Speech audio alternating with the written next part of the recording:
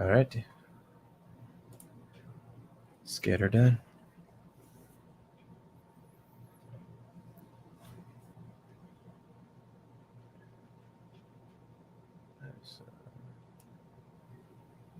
There we go. All right. Take a sip of water. Eyes thirsty.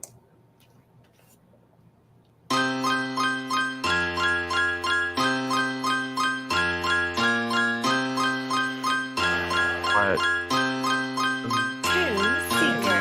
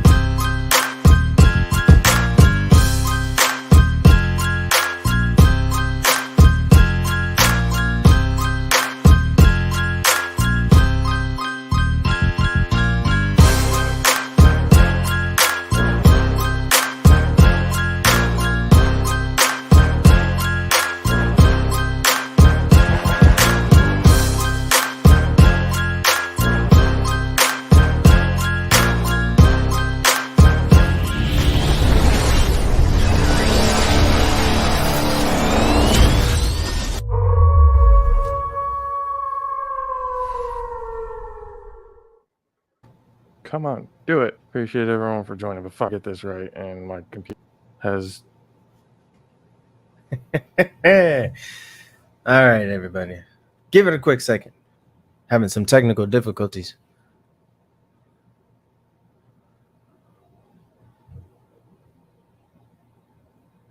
Right, Windsor? I thought that was pretty dope. Also, I'm sitting here like, oh my gosh, our production ratings have just gone through the roof.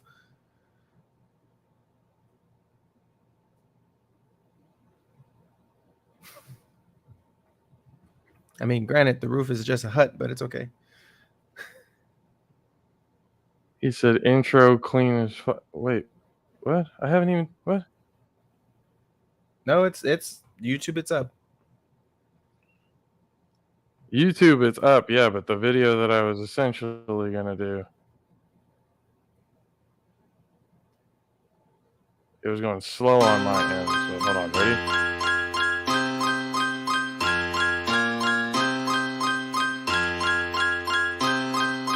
Tune seeker.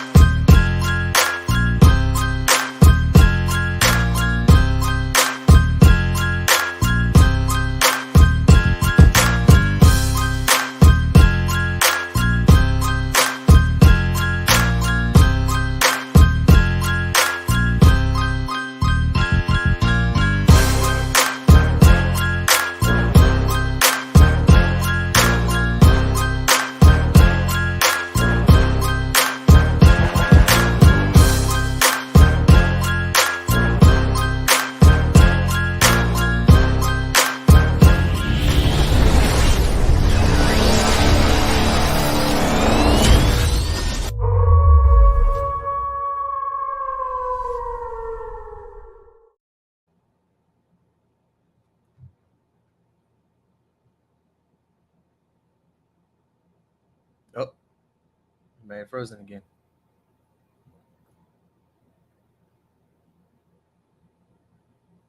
Froze and mute. All right, well, to continue the show, ladies and gentlemen.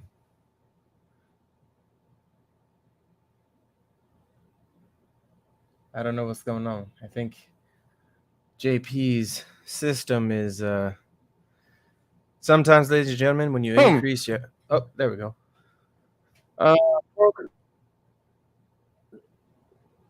Yep. Hold on. Hello. Can you hear us from the other side? Wait. Can you hear me? It's in and out. Oh fuck. We can hear you. You're still just staring into space on your screen, though. We're trying to help you with it, but I don't know what we could do with that. Oh, we got a shifting.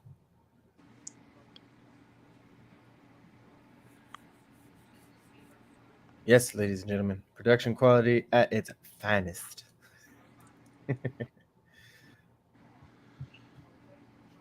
Okay. Give me. Shit.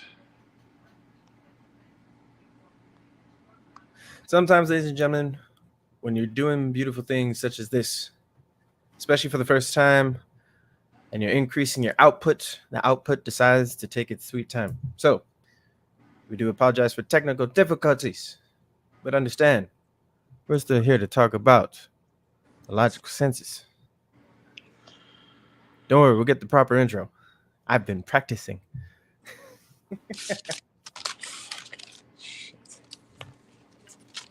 This is the most annoying thing in the world right now. If you can get the mic quality from your computer and the video quality from your phone, we will be set, ladies and gentlemen.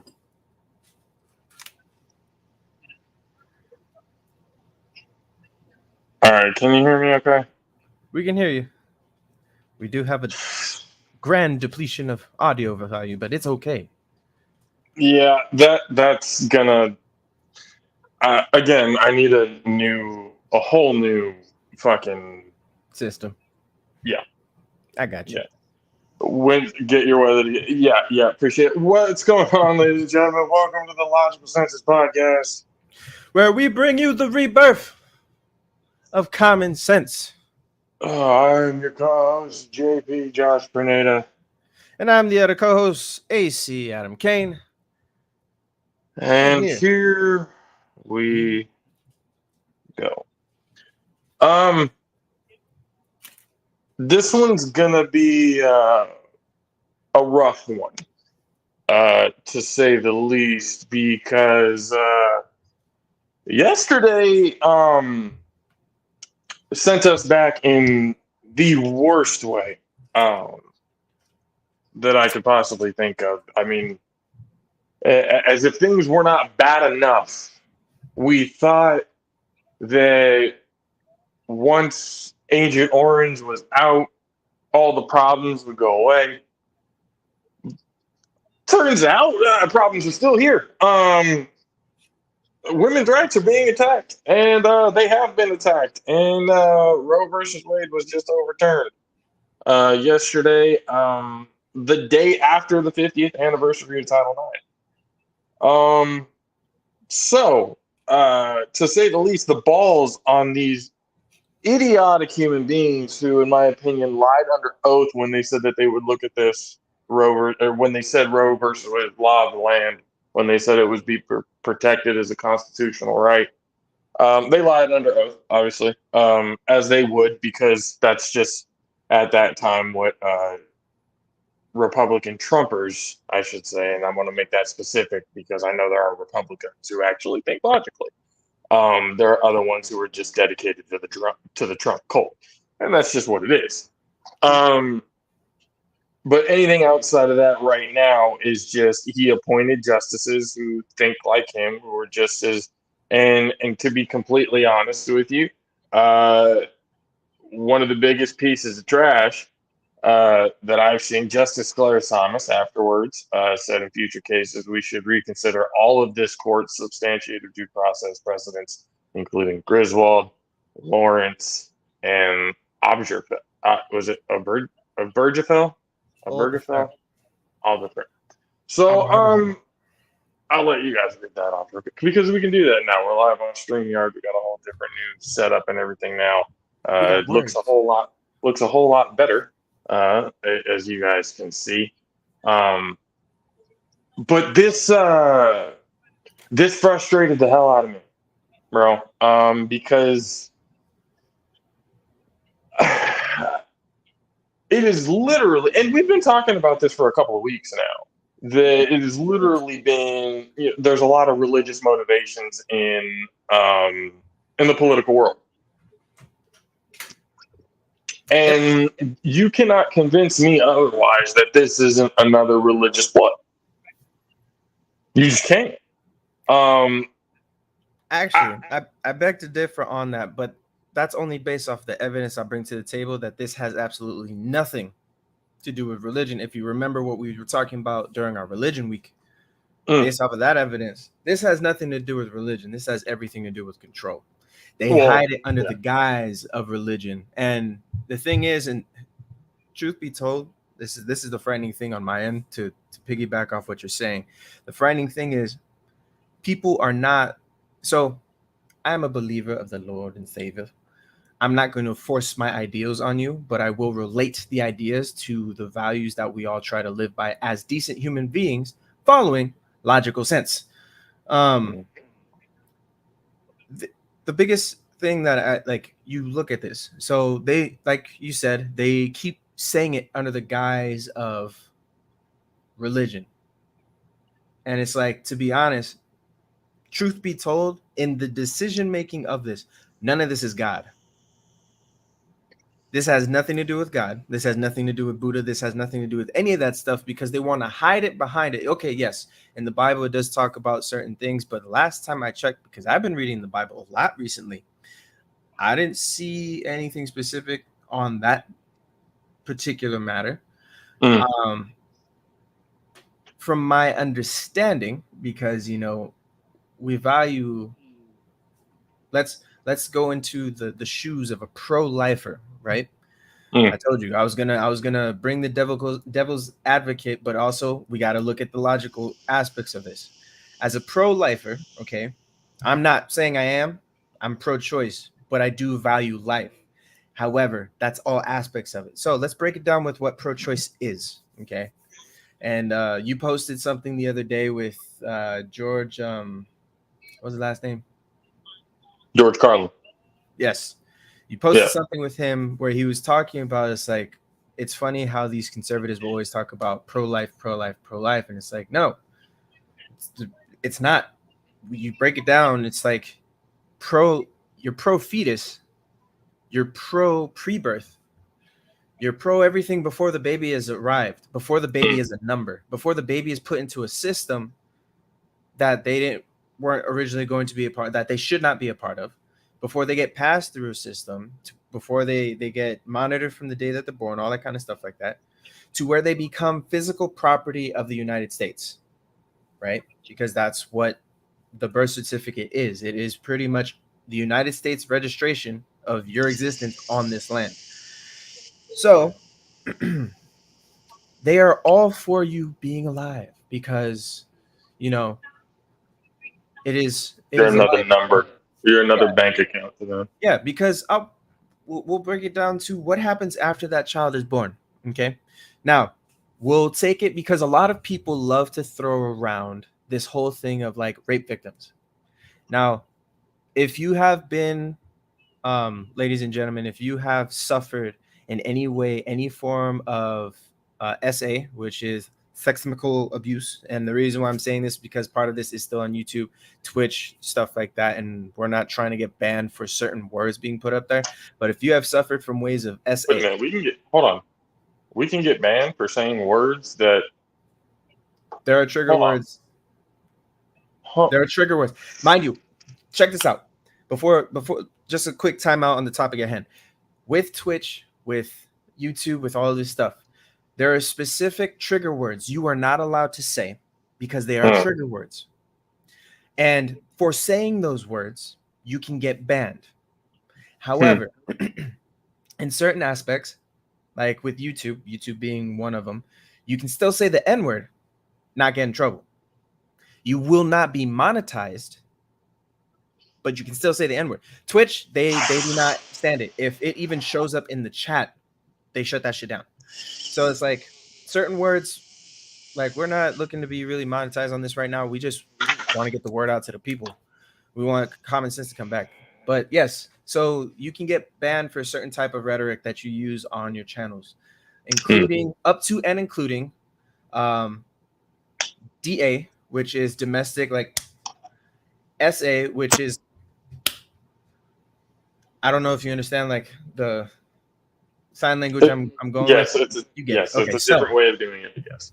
So yeah, so it's like the thing is that yes, it is in its own way. The truth of the matter is, it is censorship because we're not allowed to use the words because it causes triggering feelings in those who can't handle the emotion. So it's like, all right, fine. Isn't We will isn't like the point of trying to get over fears and stuff like that is to face them head on? face them head on and actually process them. The thing is, and a lot of people don't get this, but and I understand, ladies and gentlemen, we're going on a tangent here, but We'll get back okay, to it. I promise you. We got yeah, plenty of time. we'll get back. We're extending this one today because this is it's not just Roe v. Wade that we're going to be touching base on because that's just the beginning. Exactly. That's not where it ends, people. That's not where Yeah. it's going to end. And for me, where it's heading to next starts attacking my personal family legacy. And we'll talk about that a little bit later. But the thing is, and the fact of the matter is like you look at all these different things in regards of like how the communication goes out. And yes, we're supposed to deal with these emotions. If you truly want strength from the pains you've experienced, you have to face them head on. And yes, we have come up in a society where self-medicated distraction is the best way to go, quote unquote. The reason why I use that is because back at City, when we were at City College in human psychology 110, which in layman's terms is sex ed. Yes, we live in a world where we cater to everyone's feelings. You know what that will lead up to? That would lead up to that leads up to an authoritarian lifestyle. Because if we are always going to try to appease, and it's not, if you look at it, because it's only what we see on the media where it breaks down to like, oh, like we have to. And comedians like to bring up these types of topics, and like Dave Chappelle and other comedians like to bring up these types of topics that challenge everyday stuff or everyday status quo, like all these movements that have been going on today that don't have logic in what they're going for. The idea of what these movements are going for are phenomenal, but the logic behind what they're doing, like what they want, like on paper. And I'll use an example as the feminist movement, right? I like to identify myself as a feminist because I do look at the empowerment and equality of men and women. I do understand, though, that there are certain things women can do that I will not be able to, and that I can do that women won't be able to. Am I going to knock them down and try to tear their life apart? No, I'm not. I don't want to do that. But at the same time, we don't want the reverse. You know what I'm saying? We're not. I want to go to a place to support you in finding that equality you're looking for. However, the equality that you're looking for is based on a small fraction that the media likes to oversaturate. So everyone keeps thinking it's like, well, men are controlling everything. And it's like, and realistically, there's a lot of places where women control it and dominate those fields. I don't have the stats on them, but you can look it up. There's places where women do dominate. There are places where men do dominate. I'm not going to lie and sit here and try to play this whole like, oh, women are taking over. No, I'm not playing that. The fact of the matter is that there are things that women dominate. There are things that men dominate. Now, we got to understand, and we got to look at it in the sense of if there is something I am lacking, right? Something I am lacking in the aspect of our moral values, and there is somebody who can fulfill what I am lacking, that is a great partnership. That is a great team. That is a great relationship to build and grow. The problem is people don't want to build and grow with others. They want to build and grow with themselves at any cost necessary. It's a very selfish way of thinking, to be honest, and that's how I think about like getting it back to the topic. That's what I kind of look at it as a very, a lot of these people who are very pro-life have like, oh, you never know what the baby could be, and then you have the religious extremists like, well, especially with the women who were, the victims of incest and rape and all of that other kind of stuff, who, got pregnant because of that act. You have these extreme religious people going, oh, well, you must have done something to deserve that. That's God's plan. So that's it. Exactly. So when I hear that, I go, so then I am a very firm believer in karma. Things will come back and kick you in the ass if you do not Tenfold. base them head on it. And it's going to be, and if you refuse to absolutely face it, it's tenfold. It's going to come back even worse on you. So it's like, and then when it happens to them, all of a sudden they're sympathetic. And it goes back to a lot of the arguments that we've said. A lot of people's views on certain things are based off of their experiences. If you have never had the experiences of a complication in pregnancy, you will never know. Yep. I'll put it in perspective. So to piggyback off of that, I'll put it in perspective. A friend of mine was told by doctors she would not be able to have a child. For if she were trying to go through with any pregnancy, that pregnancy will potentially kill her. Because one, she's anemic. So the blood loss alone would be enough to put her in like dire straits. In jeopardy, yeah. In jeopardy, stuff like that. Additionally, the strain that it will have on her body, she's a very small statured person. She's not a midget, but she's a very small statured person. But you know, it will put a lot of strain just with all the medical history that she had. Now, by God's grace, she has a child and she's alive. However, it did not come without its complications. There were moments where they said like she almost bit the bullet. But the thing is that in the event that it got to the point, and I had this conversation with her years ago, same conversation, whole thing about the pro-choice aspect. If it came down to her or the baby, I understand how everyone will say, like, even back then, everyone was like, save the baby. And I was like, well, time out. Give me. My thing is that everyone wants to save that baby. You being the mother who is now gone. What's going to happen to the baby? Not saying like, you know, the father isn't going to step up or anything like that. But let's say he doesn't. Where's that child going to go? The uncle wasn't going to take him because the aunt was crazy. The other parts of the family were MIA. So what's going to happen to that baby? They end up in the system. The same system that is going to utilize them as a number and keep passing them along. Yes, don't get me wrong. There's things in place in this country to help those in the system. I was one of them. I was in the system. I did do the whole foster care thing. It greatly helped me with like finding resources to be able to get on my feet. And my mom fought for us still. So we were able to go back with my mom. That's not without question. And I'm not even going to dive into that story right now because that story is a story for another time. But the fact of the matter is, I've seen the system. I've seen how they treat those in the system.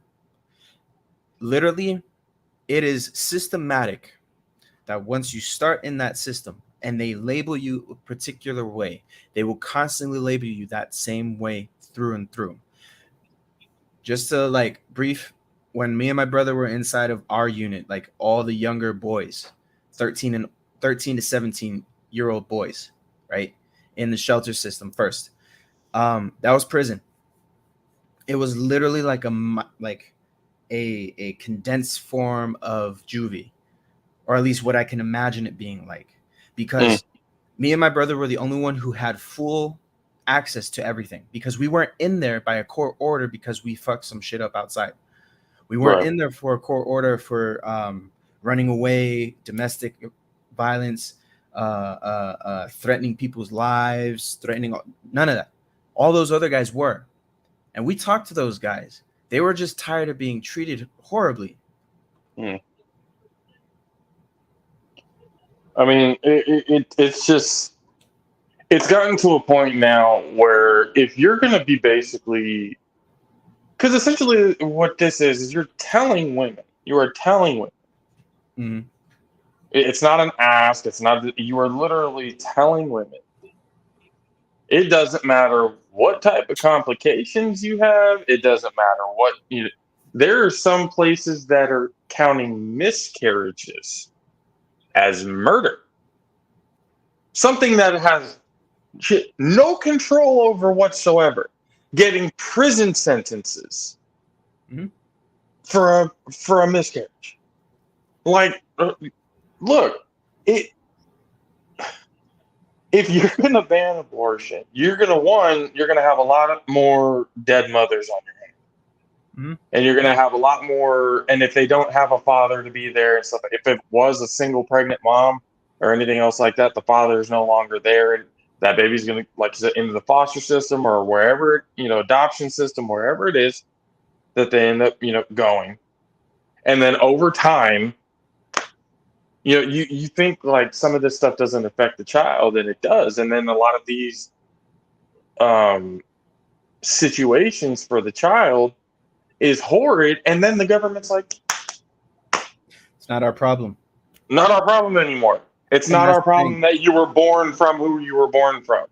We protected that your life is here. But then after that, hey, if you started from the bottom, you got to work your way to the top. You gotta strap up your own bootstraps. The American dream. Like, that's exactly what they're doing. Like that is what it is. So if you're going to do that, you want to balance it out. What you're going to need to do now is you're going to need to put more money in daycare systems, foster care system, on more medical treatments for these women to make sure there's going to be more need to be.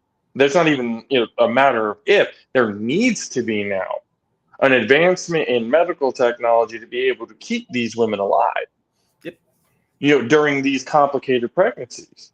Mhm. And these, you got to remember that these pregnancies have lasting effects on, if they don't die, they have lasting effects afterwards. A whole lot of, it's not too long after that to where they might. There's a whole lot of things that really go into it. It's, when I say it's religiously based, it's because at least from what I've been seeing, that's what it looks like. Mhm. It's like, oh, you don't know what the baby could be. You don't know what the baby. It's like, well, if a kid, like, you don't care, at that point. Like, nobody cares. Yeah. Oh, it's like, oh, if you killed, a third of my generation was killed during abortions. Well, if those people were here, what would their quality of life have been? Would they have been another homeless person? I mean, I get the idea you don't know what a person could be or what, it is what it is. But again, you're talking about a sense of freedom in this country, especially for women to be able to do what they want with their own body, their freedom. But we as men do. We as men have all the freedom in the world to do whatever the fuck we want to do. Look, if we wanted to, we can repaint the walls with the amount of freedom we can splooge. So that's what I'm saying. Like, we have all the freedom in the world, and their birth control still has complications. Their, IUDs and all that stuff still have complications. Yeah. None of this shit is perfect by any means. It's just you're literally taking it. I believe, if I'm not mistaken, this is the first time a constitutional right has ever been taken away by the American people. Yep. And I do feel like it is a direct assault on the rights of women and what they'll be able to do with themselves. Yeah. If you want to have a baby, that is fine. Nobody is stopping you from having a baby. But if it comes down to a life or death situation, if you make the choice that, hey, I'm going to have this baby and it may kill me, again, that's on you. You have the choice to do that. That is the you can do that if you want to. Yes. We're here in a fucking country where we're supposed to be based on the matter of free will. The separation between church and state is a big joke all in itself. The freedom for everybody to be who they want, do what they want with it's their freedom. But we live in a country where freedom is only measured by your party affiliation or religious affiliation. Yep. That is, whatever part of the aisle you belong to, or whatever religious group you belong to, will determine how you will be treated in this country. You are not equal in this country based off what you are not based off the literal sense of freedom of all men and women created equal. You do not live by that. Why? Just because you're Muslim, just because you're gay, just because you're this, just because you're that. It's like, hold on, wait a minute. There's a freedom of religion in this country. Freedom of religion, meaning you can believe in whatever the fuck it is that you want to believe in. Yeah. Not just Christian, even though a whole lot of the people who are in office are, Christian religious faith. But again, I don't hold that against them. What I hold against is them forcing those beliefs on people who don't feel the same way. Not even just forcing it though, but hiding behind it. Hiding behind it with saying that it is acts of God. It is acts of God. No, these are all acts of man, based off of the free will given to us by God to be able to enact free will, right? So the aspect of like to bring back like what I was talking about earlier in regards to religion, when religion gets brought into this, it is hidden under the guise of religion that we are doing this for the moral justice of those who could potentially have been. Now, I will flip it onto the other side of the coin for 2 seconds, because my thing is, in regards of the argument that a fetus is not a life, because people want to talk about, whether a fetus is or isn't a life. If you want to get technical with it, every aspect of life is alive. Well, and that's the living thing. Molecule somehow, some way. If you really want to get into the technical aspects of the entire thing. But again, because we are technically the sperm is alive. Technically the egg is alive. Technically all of that is alive. Well, yeah. Okay. But give me a second, because I believe I'm getting there. Because the whole aspect of it's alive, so it's like race 2, Windsor. Sorry. Yeah, the counter argument that comes into it is that, well, it's not a baby yet, and it's like, okay, well, if you're going to sit there and support that a small molecule found on Mars is life, how are you going to sit here and not say that the fetus, which is the exact same small molecule, is not life? That's looking at it in a logical sense. Now, before y'all try to crucify me, I'm only bringing it to the sense of logic. We have to look at all of this with the sense of logic. If you are going to bring one argument to the table, you got to look at all arguments on that same table. Not all arguments make sense 100%.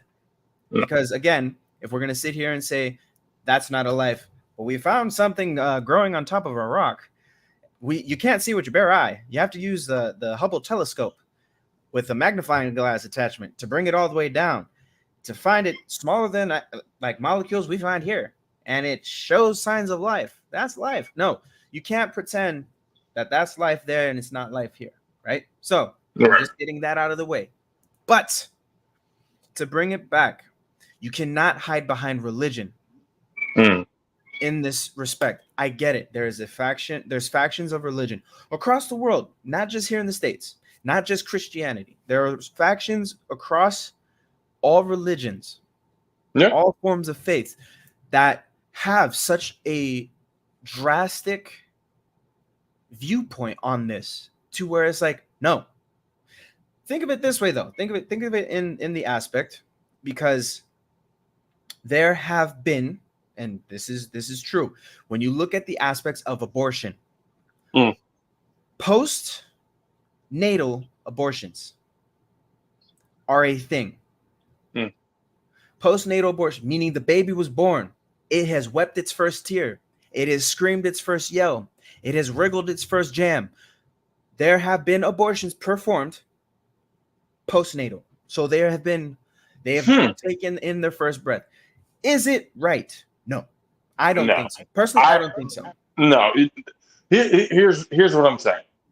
What in that aspect, at least, I'll let you get it, but at least in that aspect, once the first breaths and everything once that happens, No, that That's a is, different story. you cannot, and then past a certain point and everything too. There's certain aspects, obviously, but the point of the whole thing is, I can agree or disagree or whatever the aspect is. The fact of the matter is, and it stays the same. It is not up to me. True. It is not up to anybody else who has a dick and two balls. It does not apply to us. Again, we have all the freedoms in the world to swing around and do whatever the fuck we want to do. Okay, but when a woman does it and stuff like, okay, look, and I see some other arguments like this. There are women who are careless, and it happens, and they do it just because again, the moral standards of anything is a whole completely different topic of abortion itself. Yeah. What the reason you do it or why you do it, that's a whole different topic. But again, it's the point in fact of whether it's morally fucked up or not. You still have the free will and choice to be able to make that decision. And that has been completely taken away by the Supreme Court justices yesterday. Actually, And I just had Go a ahead. thought, and have an open mind with this. Think about it this way: prohibition, Okay. right? Let's go back to the 20s. Prohibition hit in. Alcohol was Right. legal, then it wasn't. But alcohol consumption jumped up almost 300% during Prohibition era. Mm-hmm. So there's an aspect, and this has been popping up a lot, and I just made a connection to it to bring back Windsor's point that the law passed will rake in billions, trillions of dollars a year more. Because you got to think about it. Here in the States, healthcare is not healthcare. Healthcare is a business. They're there about making the money. I got charged $700 for an ACE bandage I could have got at Walgreens for $5. I sat down for 15 minutes. They touched my arm, they poked my ear, and they're like, all right, well, we'll give you a prescription, and here's an ACE bandage for your arm. Nothing else we can do. Charged me $700 for that shit. $700. Now, there was a person who went in for a consultation. He was in and out less than 30 seconds. They charged him $965. So, in this country, healthcare is not healthcare. Healthcare is a business. Those who get into healthcare, like doctors, nurses, all that kind of stuff like that, they do it out of the kindness of their heart because they're trying to help people. I'm not talking about y'all. You guys are the ones who are helping. Unfortunately, the places you are working for, they ain't doing it for us, sis. I'm just saying.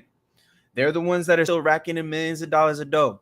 They're the ones who Billions. have to fill, they have to fill a quota to get bonuses from the insurance companies and all those companies that control the strings in the background. So I agree on that aspect. But think of it this way. It has been said constantly that just because they reversed Roe v. Wade, which another point on that, the reversal of Roe v. Wade pretty much puts it into the hands of the states to say whether abortions are capable or not. So everyone's like, what's going to happen in California? What's going to happen here? Oh, you're going to have a mass exodus. Okay, Mass yeah. exodus. But think of it this way. California is way too hippy dippy. And I'm saying that in the lightest sense because I'm one of the hippy dippies. We're way too hippy dippy to let that go because we understand we live in our own bubble. Here in the States, we live in our own bubble. So, or here in the state of California, we live in our own bubble. And it's like, you know what? No, we're not letting this happen. But you got states like Texas.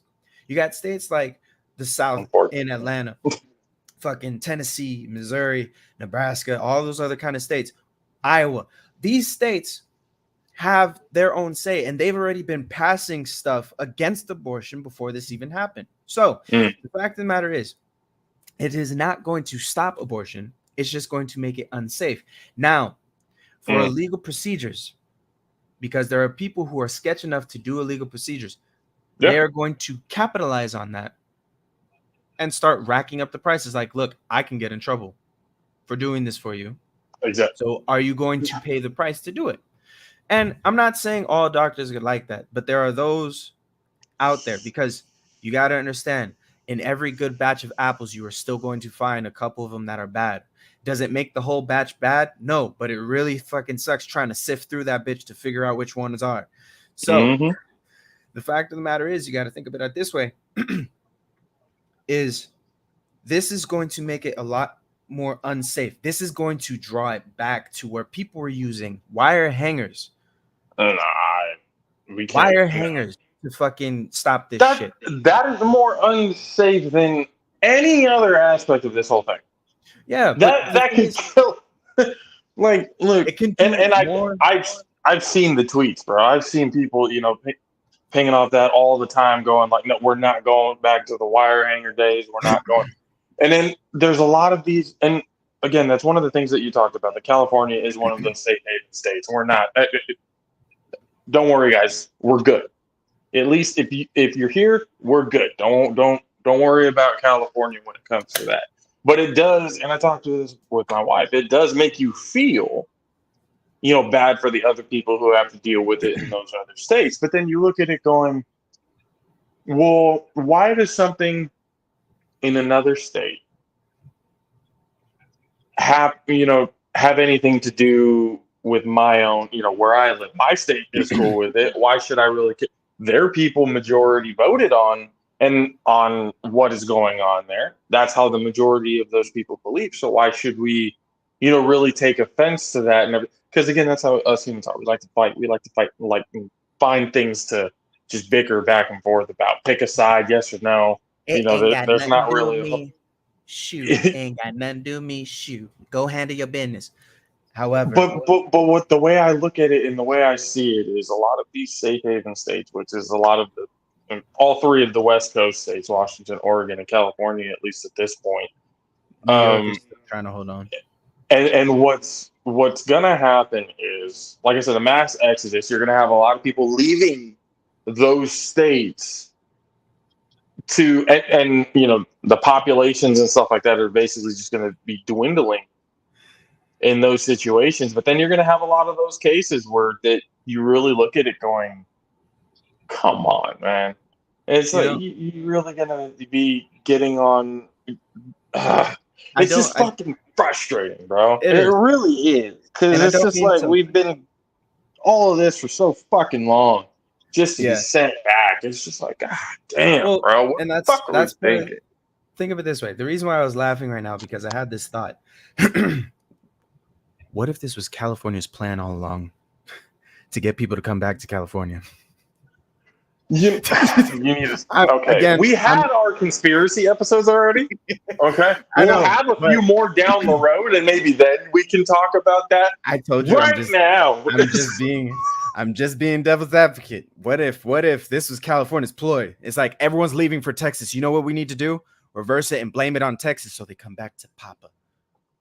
I'm joking. I'm messing with you guys. I'm just being goofy. It's trying to find light in a dark place, people. Yes, it's my coping mechanism. My therapist told me to work on it. We just lost a couple of viewers because of that, but hey, that's just it happens sometimes. They'll come back eventually.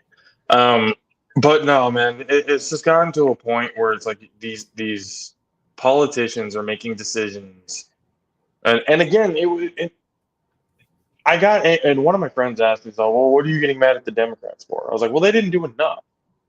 In my opinion, when the rumors were first starting to kind of come around about it, a couple of weeks ago, a month ago or something like that, when, the Supreme Court was thinking about doing it, there was a lot of hoopla and uproar that day, talking about we need to make it code, we need to filibuster, we need to do all this, we need to do all that. Okay, yes, you do need to do that. What is stopping you from doing that? You have the majority, so what is stopping you from making a code before and then after that day, it just stopped. We just started talking about other things. Why? Because mass shootings started happening again. Do you because people to go into the mass shooting thing, because that's something I also want to touch base on, because at the same time, because don't get me wrong, those laws. They passed. So here's if those who are not savvy, because of how much what I've noticed with our government, they love doing sleight of hand. Where it's like, hey, check this out over here while I'm dwindling down here. So to go into the aspect, this Roe v. Wade thing, because again, it doesn't. The truth of the matter is, and this is the actually looking at it, the truth of the matter is, it doesn't completely eradicate it. It just Mm. makes it 100% easier for it to be like, yeah, no, we can get rid of that shit for those who are fighting for that. And that's the unfortunate thing about it. It makes it that much easier. Now, again, how we opened up, that's not where they're stopping. Again, Oh, we're no. dropping into the gun aspect now. I am happy we finally got, and I'm not going to say bipartisan. I know that the media likes to spin it as it's bipartisan because like 6 to 8 Republicans decided to support it. And I don't know if that number is true, but in every aspect where something has actually passed and they're like, we have bipartisan support. No, you have a whole party and then 6 out of 500 and something. Shut the fuck up. But when you have that many people supporting it, and we finally got, a law to be signed in regards of regulating some aspect of guns. So cool. We took that step forward. Why the fuck is New York legalizing concealed carry again? Mm-hmm. It was acceptable, or it at the same time that Roe v. Wade was pulled, Supreme Court turned around and said, while we do this, we're going to put that. Concealed carry is now legal again in a lot of places. Now, I live in LA where it is not legal at all to carry, but it is now a federal matter. So if the federal court says, you know what, yeah, you can conceal carry, that's supposed to supersede a statute. So if I wanted to conceal carry, I can conceal carry. But what does that do? Don't get me wrong. Let's look at the logical precedence of what that can do on a positive end and a negative end, right? So the positive end, because Texas is a beautiful example of this in regards of guns, not abortions. We ain't going there. In regards of guns, where you have somebody who is a good Samaritan, they are a law-abiding American citizen who is concealed carrying or open carrying, because Texans love to just show off what they got packing. I'm just saying, they don't like to hide that shit. They're gonna come down. As like, you want to start some shit? Bust out a 44 Magnum longer than their legs. Anyways, they call it their elephant tranquilizer when it'll knock a person out. But they got these. They have good Samaritans who literally will put down a threat before the threat does more damage. Which, okay, fine. That is beautiful. But a lot of those people are open carry people. So you know what they're packing with as soon as they enter the door. They don't plan on using it for any reason. It is legally registered under their name. They know what they're going through with all that stuff. They're following the rules that are set in place for the people, right? So the ones that are not following said rules, the children that are getting money out of nowhere and all that stuff like that, the kids who somehow manage to, scrap up enough dough to get themselves a piece to hide because they got beef with some motherfucker at school and his whole crew, and they can't aim worth a damn. So they take out half the student body. This is a small, very small example, not even related to any of the school shootings that have been happening, any of the mass shootings that have been happening. And we've had a lot this summer. And summer just started. Yeah, we've had a lot. We've had way too fucking many already. So here's my thing. 200 at this point. Yeah. So here's my thing. For a group of people who are so hell-bent sent on pro-life, why would you make it easier? Don't get me wrong. In regards of purchasing for a law-abiding citizen, purchasing a weapon has become more difficult, but it is viable for those who still are wanting to purchase weapons to obtain one legally. Legally. We can talk about immigration on that same aspect, but America, let's figure this out first. For the law-abiding citizen, they will have no problem with this. It is for the ones that like to slip through the cracks because they got shit going on. The ones who will go into a gun store holding the gun like this with their shirt because they don't want prints on it. This is stuff that's actually been brought to the attention of people by gun store owners. And it's like, yeah, no, I turned around and told my boss, like, yeah, I'm not selling him that gun. If you want to sell it, that's on your conscience. But if a person is coming into the store and holding it not with their own two hands Mhm. or one hand if they're an amputee or whatever it may be, there's malintent. Because Yeah. for those who are following the rules, and don't get me wrong, there is that whole saying rules are meant to be broken. We're not talking about that right now.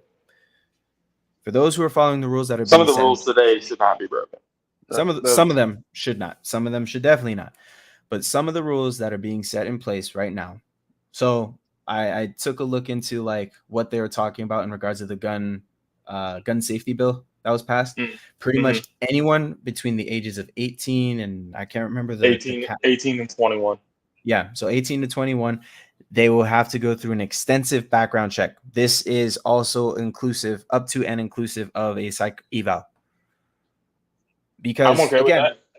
again, when I was doing security, in order to be able to carry a weapon on the job, I have to go through a psych eval. And we talked about that the last time.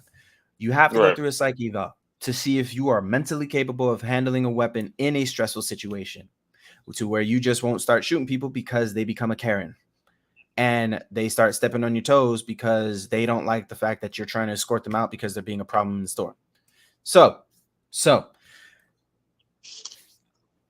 that is a part of the bill that makes it, viable. If you have been deemed domestically abusive towards your boyfriend or girlfriend, it's called the boyfriend law. Now, ladies, let's talk. Just because it is called the boyfriend law, Amber Heard, does not mean it is only the boyfriends who are doing the abusive shit. Yes? Can we agree? Okay. I can agree on that. So it is it's called the boyfriend law because in regards of gun acquisition, there are not very many women in the country outside of the South that are buying their own weapons. But it is saying that if either the boyfriend or girlfriend, these are the rules, they are written in paper. If the boyfriend or girlfriend is deemed abusive, they are not allowed to purchase a weapon. And that also goes for if the boyfriend or girlfriend has done some scandalous shit and the girlfriend or the boyfriend of said person tries going to buy them the weapon, they can't do it. So I like this. This is a start. Again, this is a start. It is not anywhere near what it could be to actually start helping to save lives, because I do believe gun education needs to be a thing.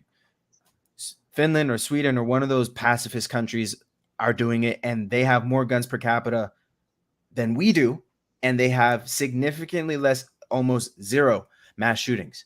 So I'm just saying we need to figure out our shit. But yeah, so it's like, yeah, no, it's with gun control. I mean, obviously we do need gun control.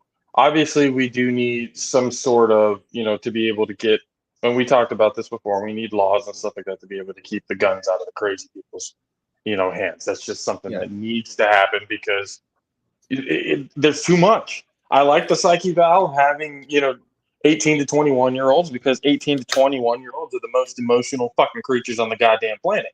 Truth be told, I feel that should have been up to 25. I feel it should be up to 25. I mean, because whether it's either one, here's the thing. I don't really think there should be an age limit. I think if you want to buy a gun, you should have a psyche valve. Because from the age of 18 to 25, you could be good. And then once you hit 30, 31, something is already fucking happened. Because most of us, by 30 people, we've been through some shit. Okay. By 40, we don't had enough. By 50, we are fucking literally waiting the rest of our lives out for the Grim Reaper. Okay. But, so at any point in time, somebody can snap at any age. I mean, 18 to 21 again. I like that. That's fine. It's like you said, it's a start. It's a start in the right direction. But, there needs to be a little bit more done, in my opinion. Mm-hmm. And at some point it will be. Mm-hmm. But when it comes to that, and then now with Roe v. Wade being gone, and I guess it's a step in the right direction because it is a pro-life move, if you look at it. True. Because you almost countered Well, I mean, you didn't fully pro-life counter move any. actually. You didn't exactly. You didn't fully counter it, obviously, but you made it a little bit easier for that generation that's going to be coming up now. You talked about an influx of humans on the planet already. With that happening, it's going to happen now. You're going to have a lot more deaths on your hands with women who with the complications and stuff like that.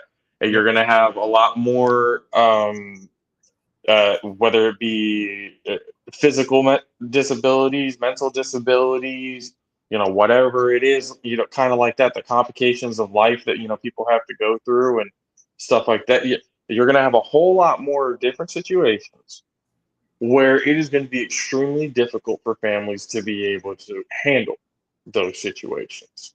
And with the gun control, obviously, you're making it an easier quality of life so now it makes it a little bit harder for somebody to have to worry about getting shot at fucking school. Yep.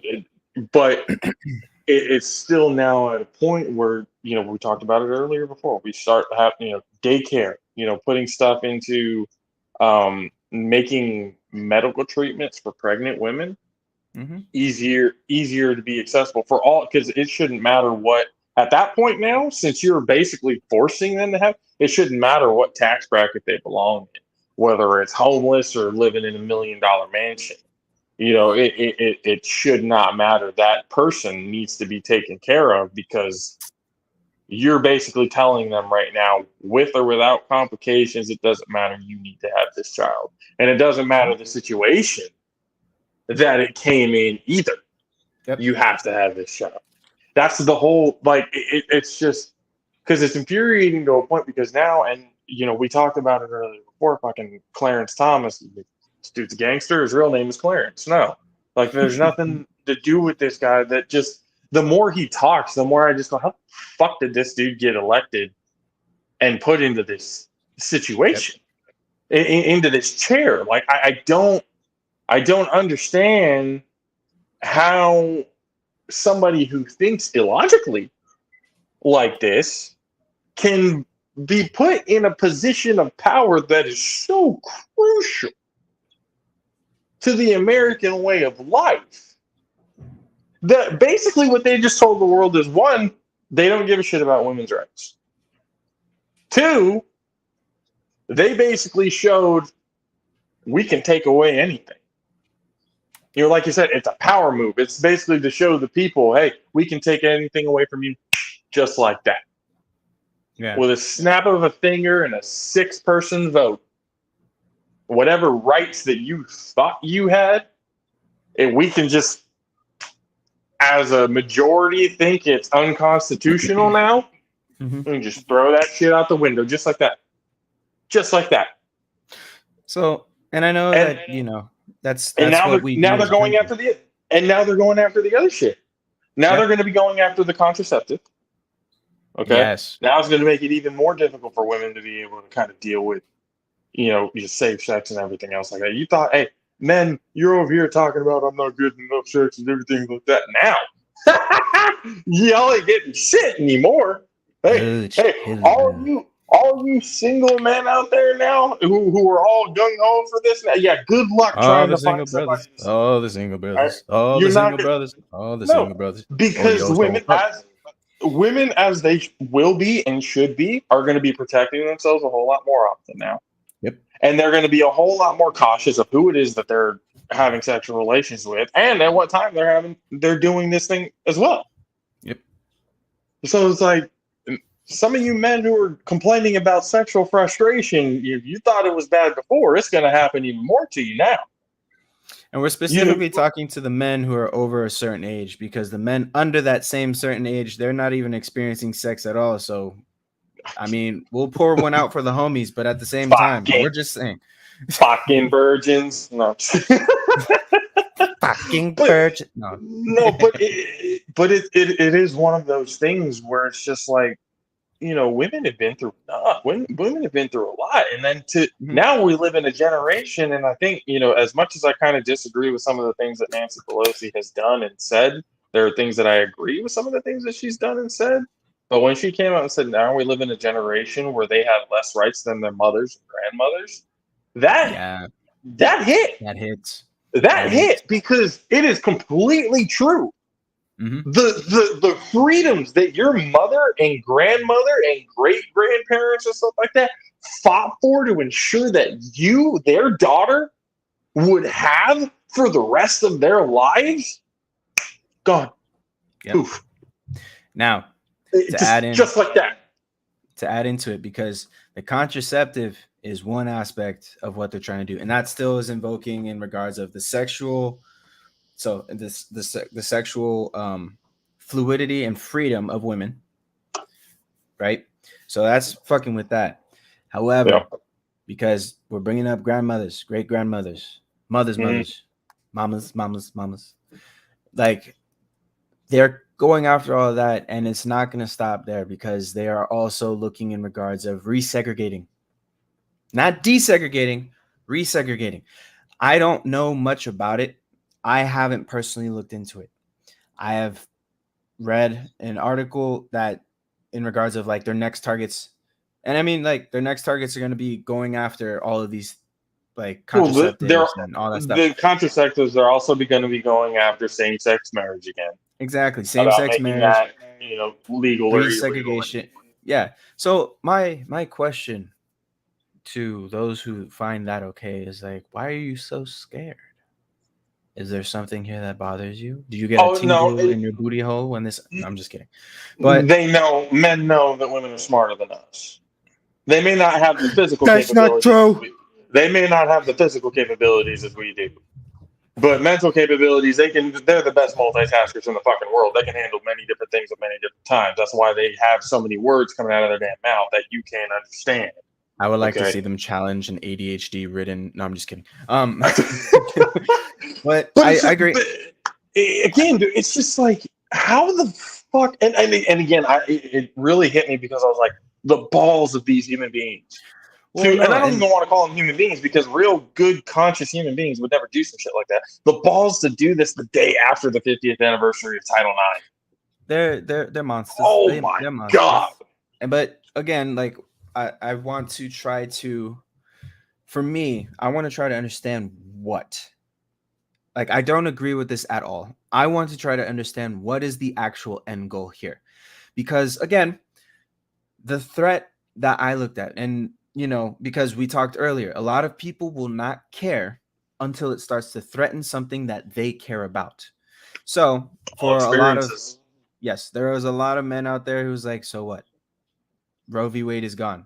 And if you don't want a baby, just don't have a baby. It's so simple. It really isn't. But now let's shift it into the same aspect, because contraception will be out. So women will, another ding against women. The desegregation of school systems for the safety of the students is something that they're looking at, meaning they're going to try to revoke. And I know there's been plenty of states who've already tried to push for it. They're going to try to revoke Brown versus Board of Education. Oh, hell no. Which is something my great-grandmother was the reason that was successful, which was based off of the case here in California in Lemon Grove County, or Lemon Grove School District. I think it was Mendoza versus Lemon Grove School District in regards of desegregating this, or segregating the students, because there was injuries happening because they're sending all the Mexican kids across 2 miles down the road across a train tracks to get to a barn house, not even a school, a barn house to get their education. And then for my family's history, my great grandmother had a daughter, and their next door neighbor, like both their daughters would go to school, and they decided to say no more. So they sent them 2 miles down the road to another school, or sent them a ridiculous distance down the road to another school. And my great grandmother and her friend said no. So they got Thurgood Marshall, who worked on the Mendoza case here. They got Thurgood Marshall to come in and help get this case to pass, and they won. They won and desegregated the schools in Trenton, New Jersey. So it was it's Williams Hedgepeth versus the Board of Education of Trenton, New Jersey. Look it up. Education, people. That was my great grandmother. And that was the precursor to set Brown versus Board and everything. Now, the reason why it's called Brown versus Board and not based off of my great grandmother, for those who are like, you lying, any case that is a repeated style case, right? It is repeated over and over and over again. So all of the cases, which how you pointed out earlier, we had the Griswold case and all that kind of stuff like that. Those are also cases that Roe v. Wade ended up using in order to pass or to win. Okay. So they're attacking those cases. The case that is at the top is Brown versus Board. So if they get rid of Brown versus Board, they're going to go after the next. But literally, the second you start pulling on a string in an entire tapestry, the more you pull that string, the whole thing will unravel. So you get rid of Brown versus Board, which is the desegregation of schools. Because I'm going to tell you this right now. Going to school campuses, I get it. There's fights. I get it. There's, cliques. I get it. There's gangs. I get it. There's what the high schools we grew up around, they had little Africa, little Asia, little Zimbabwe, or little whatever they wanted to call it. That's what I was just about to say. I'm like, the schools, and I guess you can kind of really look at it in hindsight, the schools are already kind of naturally segregated in their own way. Unfortunately. Whether it's by race or just by what it is that you affiliate yourself with, whether you were an emo kid, whether you were a jock, whether you were a nerd, whether you were whatever the fuck it was, there's already a natural, segregation to middle school, high school, college life. There's already that type of stuff. But now to actually do it, and I'm starting to think maybe they're doing that because, the white people are looking at critical race theory as a threat and a reason why their kids are getting jumped by black students at school or other minority students at school, saying, oh, it's because now look, I want to make this very clear. What critical race theory should be about is teaching the actual history of this country. Uncensored. Uncensored. Not the Disney version. Exactly. Uncensored history of this country. Now, where it kind of fucks up, where the students that's the fault of the teacher.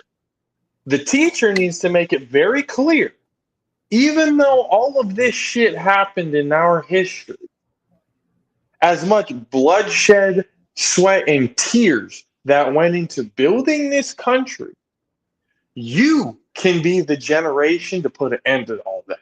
Yep. You can be the generation, you can be the kids who actually stood up for what was right and did it the right way. You want to know how we know that this is possible? Look at Germany. They're on top of the world right now. Why? Because they tell all of their kids in school now what the fuck it was that their country did. They do not sugarcoat the Holocaust or anything like that with them. They don't. Because they tell them, look what we did. You want to be better than that? Okay, we need to be better than that. Because we are decent human, like any human. You got to think about it this way, and I'll put it into perspective, because I do believe TV is desensitizing us to a lot of the atrocities going on in this country. Like, don't get me wrong, we've had mass shooting after mass shooting after mass shooting after mass shooting after mass shooting after mass shooting after mass shooting, and I can keep repeating that over and over again because that's how many we've been having. I know in this country we have people who are so desensitized by that. They're like, oh no, more dead people, so sorry. Thoughts and prayers aren't going to bring back these people. Thoughts and prayers. And here's another thing for those radical religious people that we talked about earlier who said this is God's plan. Understand the devil moves as well. There are things that God will do to help you understand you have the strength in the love you carry in your soul and spirit to push through whatever challenges and whatever trials and tribulations you may face. Yep. And understand those trials and tribulations are to prove that you are worthy of the gifts you ask. Because that's where prayer comes into. You are given that opportunity to figure it out. Yep. But the devil does still move. This is where, like, let's shift to Taoism. Yin and Yang. Taoism is how they pronounce it. Yin and Yang. In the good, there is bad. In the bad, there is good. And there is always going to be that balance. And there is a balance. The problem is we are desensitizing ourselves, hiding behind religion to keep our moral high ground, so to speak. And Well, it's for what? It's not. Is it really a moral high ground? No. No, truthfully, it's not. It's a false sense of morality. The falsetto, the A falsities of very it. Yeah. very false. You sit here and preach good and stuff, but again, it's very selective. It's very selective because it is turned into, oh, that just means people who are in this religion. I do not treat anybody who doesn't believe in what this is the same way I treat them with violence and intensity and all that other. No. That's not what it was all about. That's not at all what it was all about. It was all about acceptance. It was all about, we talk about like, oh, there's so much inclusion now. They got to include it. Yeah, you got to include everybody. Why? Because we're all fucking people. Mhm. That's why it has been. It was determined a long fucking time ago. It doesn't matter what this is at all. Everything else on the inside is still the same. And we're still going to be in the same 6-foot box. Exactly. Same 6-foot box of cremated and spread our ashes wherever the hell it is. We are still going to be doing the same things. Family going to be missing us or hating us, whichever way it goes. It does not matter.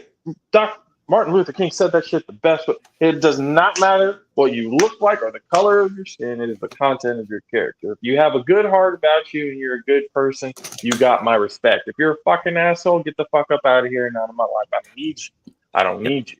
I'm okay with people being able to have constructive criticism. I'm okay with being able to have debates, come back and forth, being able to have a conversation to the point where we can come to an agreement or not and just kind of move on. But people who just use religion and all this other kind of stuff as a crutch to not being able to move forward as a society, it's like you want peace, you want to be able to. Everyone has dreams of utopias and of what the American dream really is. It's turned into a point now where it's almost like we've lost all complete sense of that. Yep. It really does feel like it's in the 1920s, 1930s, where like it's so contradictory because when the Irish were coming in, we're talking fellow white people, So when the Irish were coming in, they were being bastardized because they were taking the jobs. They were the Irish people are fucking disgusting sexist. I'm just kidding. I'm messing with you. But that was the exact thought process. It's like they're taking our jobs. And then after that, when the Chinese started coming in with the railroads and everything else like that, then they started going, oh, well, at least they kind of look like us. They don't. It just turns into a whole different person. It turns into a whole different race or problem or scapegoat as to why we can't do certain things, why we can't, capital, and I got to give it to the top 1% and these fucking corrupt ass business owners. They've done a real good job of making it seem like it's everybody else's fault except for the ones whose fault it really is. You're talking about, illegal immigrants are taking our jobs, but why aren't you getting upset with the son of a bitch who's fucking hiring them? And why aren't you getting mad at him? That your sense of anger is completely misled. Let's actually backtrack that though. Why don't you take the job? Go ahead. What jobs they do? Go pick that fruit out there in that 103, 104, 105 degree weather for 12, 15 hours out of the day, from sun up to sundown, before the sun comes up to after the sun comes down. You go ahead into that big ass corporation building, like 50 floors over thousands of rooms, and clean every single bathroom out because you need to put food on the table for your fam. Your skin couldn't handle it. Nope. Right? You wouldn't be able to handle that type of, because there's a sense of entitlement of, what I'm worth. I'm worth better than doing stuff like that. All right, well then don't complain about them. They're taking a job you don't want in the first place. So what the heck? And they're still paying taxes. Mm-hmm. They're not even documented and they're paying taxes. That's what it's kind of like. Well, it's like you guys are completely getting mad at the wrong people.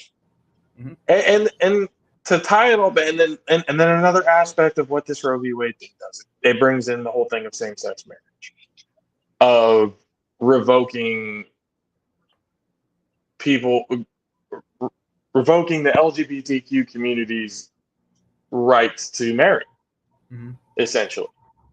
And I've always had a sense of, especially, back in the days when you really kind of thought if they wanted to, get married and be miserable like the rest of us and stuff, hey, by all means, go ahead. Do what you want to do, whoever it is that you like. As long as it's not an animal, I'm cool. Like, I don't care who it is that you want to go on and marry. I mean, and even then, Columbus fucked a goat and he still has statues. So I'm just saying, if you're aspiring, just saying. But it's just a matter of, like, we want to talk about freedom. It's like, and a lot of these people complain. It's like, because their lives are so miserable, they see other people getting, what they want, and just because they don't have not just the mental capability or even the physical want to do certain things, just because you were too lazy to go and do that yourself, don't get mad at them because they had the audacity to go and do it. Yep. It's don't get mad at them for that. Hold on. It's like you're literally getting mad at other people because of the fact that you can't do it yourself. Mm-hmm. Bro, you need to look at yourself in the fucking mirror, first of all, and have a real come to realization going, maybe it's me. Maybe I'm the fucking idiot. Maybe I'm the one who's not getting my shit together. Why am I getting mad at somebody else for getting their shit together? Common sense, people.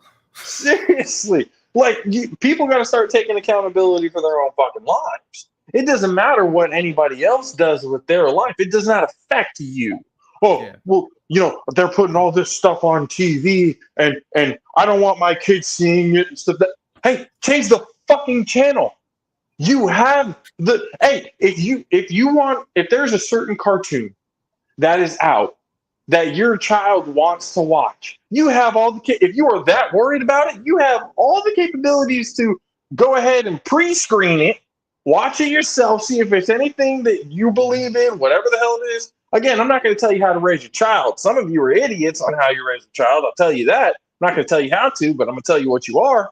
But if it's something that you don't like, then don't let them watch it. But guess what? All of this stuff of you can't do this, you can't do that. Guess what? We were all kids. Whatever we were told not to do, what did we do? We fucking did what we weren't supposed to do. I can't even tell you how many parties me and Adam have thrown at my fucking house where he is the DJ. Were we supposed to be doing that? Fuck no, we weren't supposed to be doing that. But did we do it anyway? Yes, we did it anyway. So it's just like, you actually think that telling your kids no, I mean, obviously, you tell your kids no because personally it's probably because personally how fucked because you did it yourself. Quick side note. All right. Go ahead. Quick side note. Uncle Steve, I'm sorry. That's a whole story for another day. That's Please, a Uncle whole. Steve, I'm sorry. Yeah, Blanca, I'm sorry. Do not be mad no more. It's just, no, they're mad. They're not mad. It's all good. But it just turns into one of those things. It's like your kids are going to do what they're going to do as long as you at least let them know, hey, this is what's going to happen. If you're going to do it, hey, you're going to do it. But I'm just letting you know, if you get caught up and some shit happens to you, that's on your own ass. I'm gonna call myself out on this. This is a racist generalization of white people. But white people, you want to know something crazy? You should take notes from the Mexicans, because you out here sitting there thinking your children are these little saints going out there destroying shit. No. Now, I'm going to bring back the point where you're talking about like all these little white kids getting beat up by black people or other races. You ever think they might have just been running their mouth and got the ass whooping they've been deserving? First and foremost. Thank you. But let's back it up. You. Just saying, just white people. Just saying. It's not just white people. It's actually sorry. black people. Little Tommy is actually a fucking little shit, okay? You need to understand that your kid is not the fucking angel that you think he is. I know I say white people. It's all people. Truthfully, there's majority of white pieces people everywhere. I'm just saying we can learn the thing from Mexican families, because let's look at it this way. Just with our alcohol laws, think alcohol, right? Just look at alcohol. Yeah, let's take a little stroll. Come with us. So There's no such thing as alcohol. It's whatever hydrates you and get when you're thirsty. Sometimes it does not. But the thing is that we sit here and we put a restriction. Age is 21. Yeah, you were young once and you drank before 21, unless you were that thou focused on like I'm not going to break coven. No. Like, I'm just saying. There are those. You knew me. You knew me though. When I wasn't like uber religious. I just personally, from what I've seen and heard, just chose not to partake in certain things. Obviously, that changed when I got That's older. what I'm saying. But I didn't give a shit what anybody else did. Yeah, and I'm just saying, like, there are those, because here's the thing. Everyone falls into some type of a temptation at some point. There's a reason why it's a temptation, because it is a test, just the same. Temptations are tests, because you can I either was get tested. I failed. Motherfucker. But you can be tested and get the immediate stimulation, which is what this whole society is now based on. The immediate stimulation. I need it now. I need it now. I need it now. And the second that you don't get that immediate stimulation, you act like a crackhead who's going through withdrawals, and you lash out. So again, that's neither here nor there. But the thing is with that is that the temptations were there. We did all that kind of stuff, and yet your kids are still going to be acting up in school because you want to be their friend and not their parent. And yet when their actual friends come through and they're like, yo, you're being a dick, and they're like, nah, bro, you out your fucking mind, and get popped in the face, you want to try to bring down a whole lawsuit and desegregate the schools because it's safer for my little Tommy, for my little Jessica. Look, it's like just because your kid's running your mouth, you want to ruin it for the rest of the kids that are, you know, not putting up with your kids' bullshit. It's like, hold on. It's like you said, it's like there are parents out there. I'm sorry. There are parents out there. You're just not meant to be a parent. That's just part of it. You know, it was just a bad fucking thing. You were not meant to be a parent at all. Whatever. You can get mad all you want to. It's just, if you're going to get mad, I'm talking to you. Okay. So it's at a point now where, like you said, they want to be their fucking friends. And I can't say it's not my generation. Our generation had kids at a young. We were the generation that had the, preteen. Teen Mom was a TV show for us. That was a reality. Us. Yeah, Teen Mom, all that other kind of stuff. You know, girls having kids at 14, 15, 16 years old because we were all just super sexualized because we watched Disney when we were kids. Okay, that's why. So now we're at a point where in high school, that was a problem for you kids and stuff like that, or for anybody else who's not a student of history. That was a problem for the millennial generation.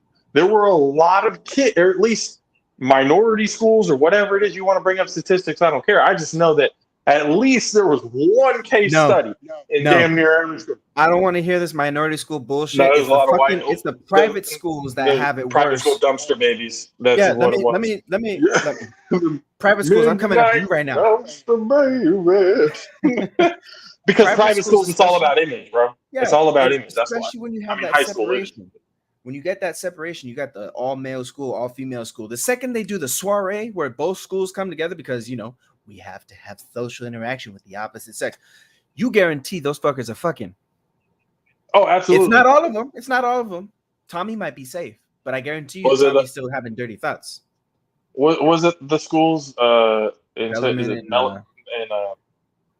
what's the other? What's the Notre Dame all-girls school? Notre Dame was one of them, but there was a different one. Not Prospect. What was it called? I forgot what it was called. Downtown. But yeah, no, there was that one, but there was a different one. I forgot. Oh, God damn it! For some of you guys who know, hey, Luke, I see you in here watching. Everybody, bro, if you remember the fucking things, you let me know. But again, it's just. We had that problem, so now a lot of those parents who had the kids at a young age, because they were so young and had to take care of the kid the whole time. Now that the kid has become a certain age, it's like, we're like, my parents left me and my brother at the house solo when we were 14, 15 years old and everything like that. because we knew we were able to take care of ourselves. We knew how to fucking make food. We knew how to, our parents prepared us for that type of shit. So that it is, 14, 15 years old, walking, me and my brother just by ourselves, walk into the grocery store to get our stuff and then come back, over to Lucky's and come back. And then being at the house when they went to the property or some shit. Did that all the time. Is we learn the responsibilities for that, though. We learned the responsibilities for that, though, and we were trusted to go out. Were we 100% trusted all the time? No. That's how they knew we had those parties. That's how they were able to figure out why they did the same shit. We ain't stupid people, but the thing. My mom and dad like to act like they didn't do no crazy shit, but I know from personal stories that have been told to me, Mom, I love you. You and I both know you were not no saint when you were a child. Okay. If anything, I look. If you really look at it, me and Caleb were your karma. Gustavo and I to add into that whole fun and joy. So just saying, we love you, mama. We did so much stupid shit. That's gonna be a whole nother episode. Look yourself in the mirror episode is what we'll call it. Yeah. But it's like right now. But to get back on topic, when it comes to like the same-sex marriage, them trying to take that away, it occurs to me there's still a sense of fear. Because obviously us as humans, what we fear, we want to destroy. We don't like. We want to get it away from us as quickly as possible. Instead of trying to learn and understand. Exactly. That's where we're a very much shoot first, ask questions later type of individuals, we should say, in this country. Yep. So instead of being able to understand the humanity in somebody, we look at them because we wouldn't personally do it ourselves. We just think their personal decision is odd. But I mean, I'm not going to lie. When we were kids, how many F-bombs that started after the letter F was the letter A was being just thrown around loose at the mouth when we were kids? How many times do you go on Call of Duty and you hear that shit from 12-year-old kids all the time? Oh my God, that's the funniest place to hear that, because it's like nobody's talking sense anymore. They're just yelling "bak bak bak bak bak bak bak," and it's like, what? Is that a duck? Hello, Luke. Which F? FAGOT. That's the one. That's the one we're talking. I don't want to say it because it's again, I'm not gonna sit here and lie like I.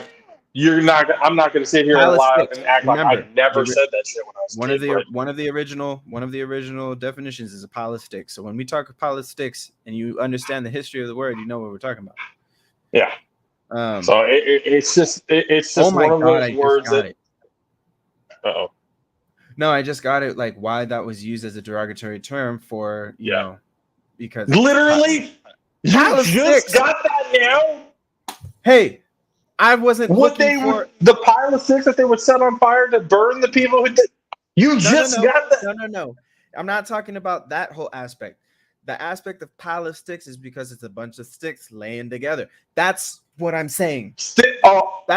That's what I just got. Not that whole thing, because we can look at it with the same term of barbecue. Adam. I'm just saying. Adam. I'm not going to hell. I'm not. No, yes, you are. We both are. We both are. First of all, we both are. That's just going to be no holds barred too. We both are. But I mean, I'm just so baffled. And yesterday, it really bothered me. Really, the whole day. As soon as I found out, because it was like 6:45 in the or like 6:30, 6:45 in the morning. When that first report, or at least here, that might have been 6, 7, 8, 9, 10 o'clock, on the East Coast. Yeah. But at 6:30 in the morning here, essentially most people are waking up to the news the day after the 50th, and I can't stress this enough, the day after the 50th anniversary of Title IX, and saying we're taking women's rights away to do what they want with their bodies. It's like, hold on. Wait a minute. What the hell did we just wake up to? What the fuck did just happen? And again, I got really pissed because, and again, I got pissed because I feel the left didn't do enough. All that talk, all that blah blah blah blah blah. This is what they're going to do. What did you do to try and stop that?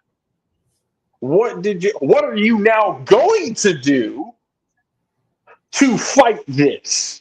Yeah. Because you can talk about your gun laws, you can talk about your, all the things all you fucking want to. You know, I what don't care. Right now, the main issue is getting women the right to their own bodies back. That is the main issue right now. Because it's literally freedom of will. Oh yeah. To be honest though, I feel this all is like, so you know how a lot of people were talking about the reason why so many people looked at all the things Trump did and they're like, it's not that bad. It's like laying on a bed of nails. 1 or 2 nails, that shit hurts. But when you have so many laid out, it's no biggie. But the thing is as well, I feel like this is an art of war type of thing.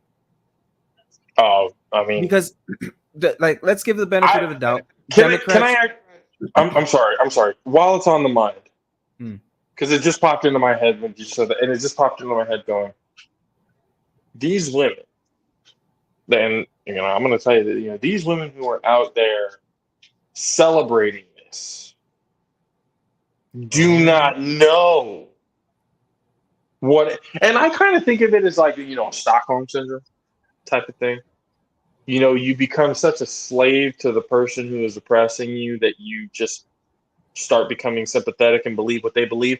That's kind of how I think about it. I feel like, this woman thinks like that, but maybe she has or maybe, hey, she's just a woman who doesn't think she should have rights. Like, maybe it's these women going like, I feel pretty stupid. I don't think I should have rights to do this because I am just completely just dumb.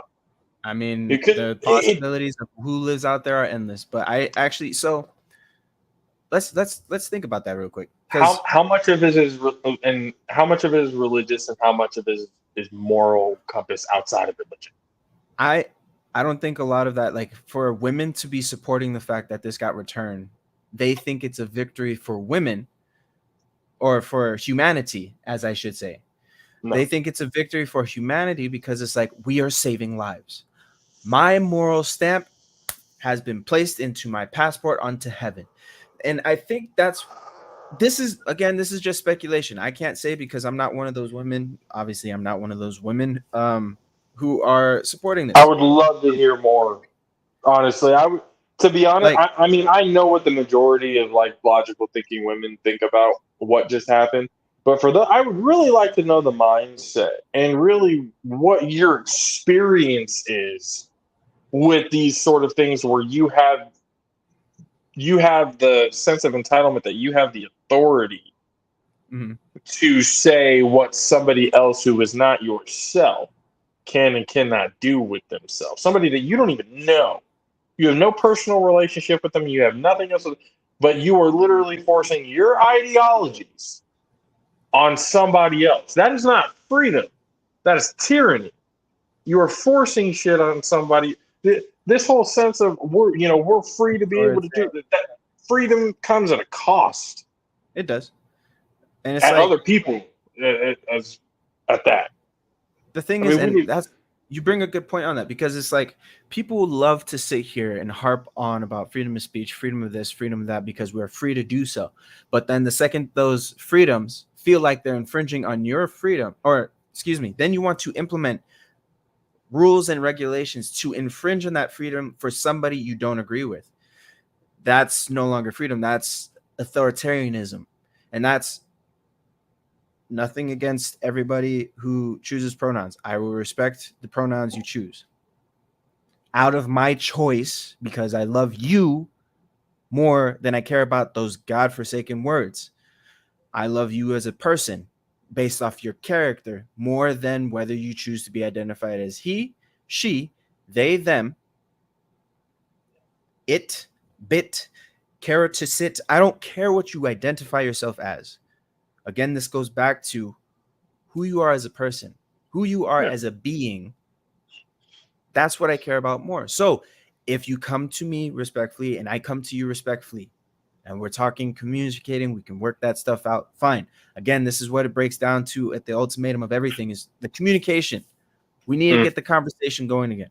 because we can't just sit here and try to cut out, because again, we're sitting here, we want to know, why is this so acceptable? Because so many people are looking at that this is a step back for women. Amber Heard, this is a true setback for women, not your bullshit. Okay, so coming back to the conversation, this is, a lot of people are looking at this as a setback, but there are those who are celebrating it because and again, this is just speculation. We don't know because we don't share that same view, but we would love to have that conversation. I would love to have that conversation. I don't just want to X you out. I'll sit here and confess a thought. And I know, and I explained this to my wife, but I know it's very dark. Okay.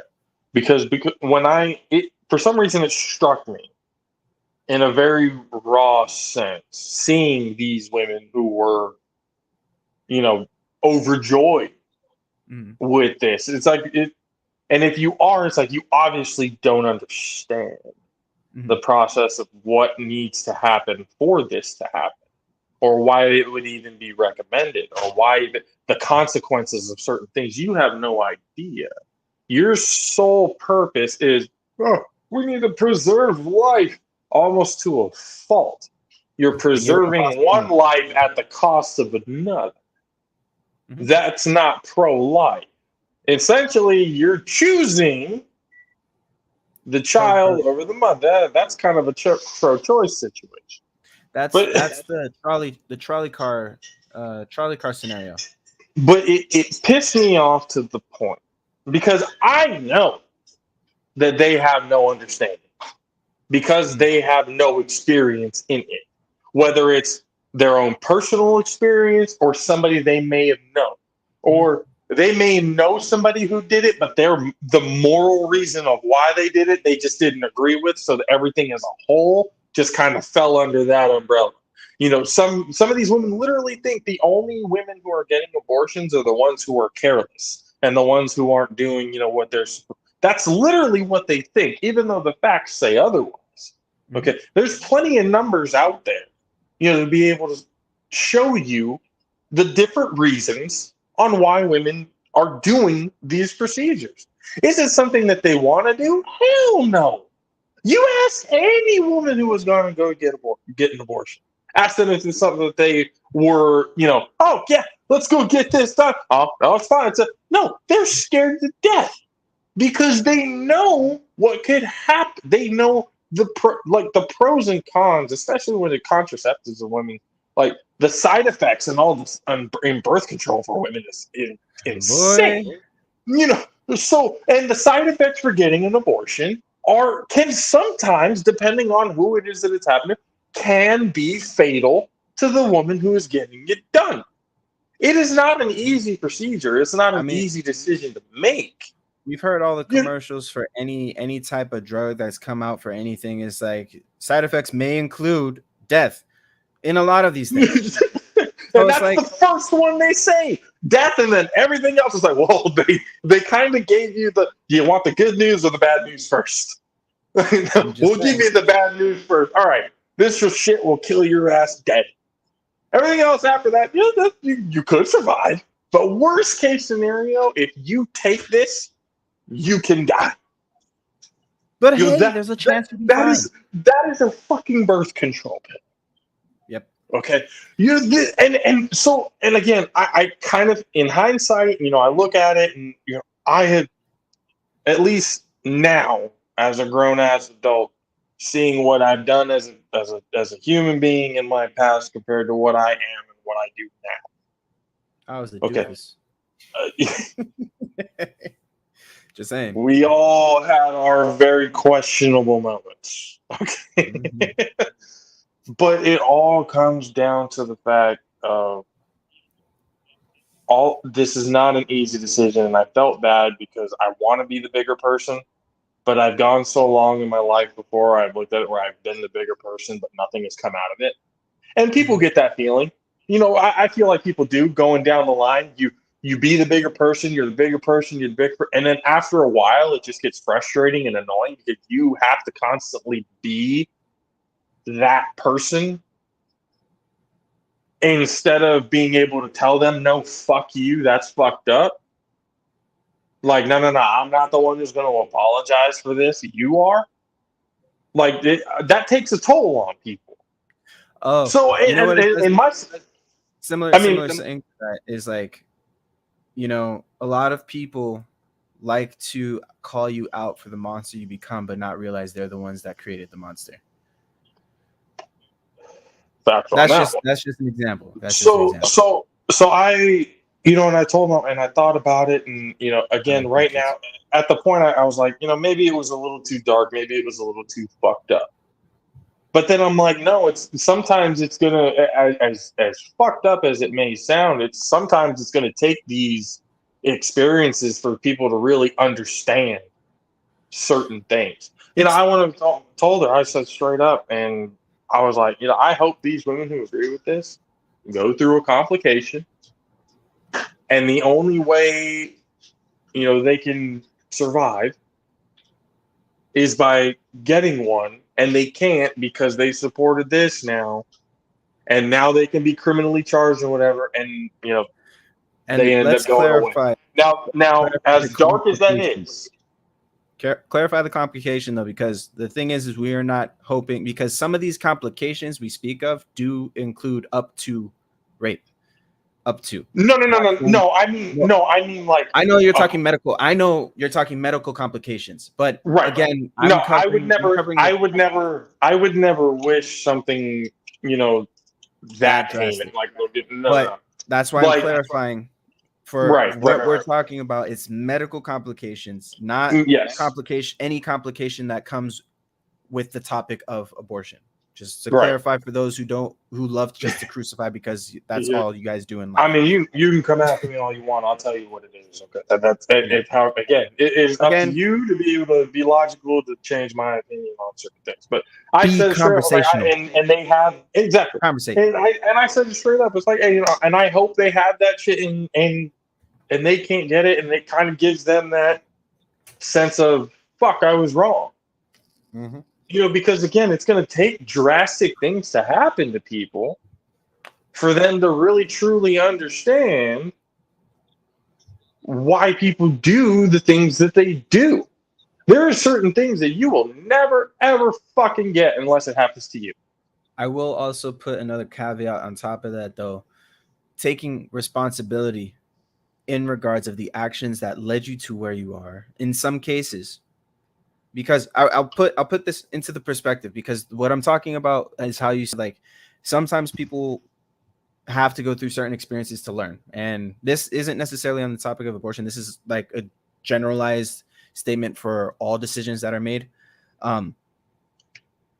When you are called out and it is proven that you are wrong, drop your pride, understand where you messed up, and know that you have the potential to grow and to do better and to be better. Because again, there was a quote from a movie that I watched where it says, there's kind of a difficulty in that though, bro. Because we live in a society that doesn't give you the opportunity to do that. Well, here's the thing.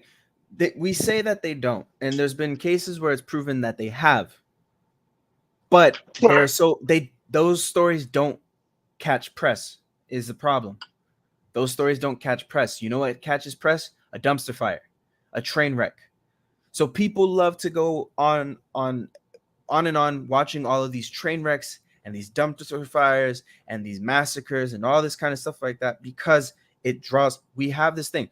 Why do you think there's traffic all the time when there's a car accident on the freeway and everyone's like, we are drawn to seeing crazy shit. The problem is sometimes that crazy shit is stuff we see in the media, and the media is now like the media knows. So they're going to keep throwing all of the crazy stuff. Like, I'm going to tell you this, you know, the whole Will Smith, Chris Rock thing, right? Right.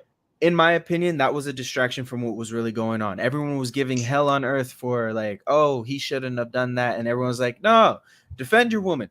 Should he have been defending that woman? That's the question. But the thing is like, you have to look at what led it up to there.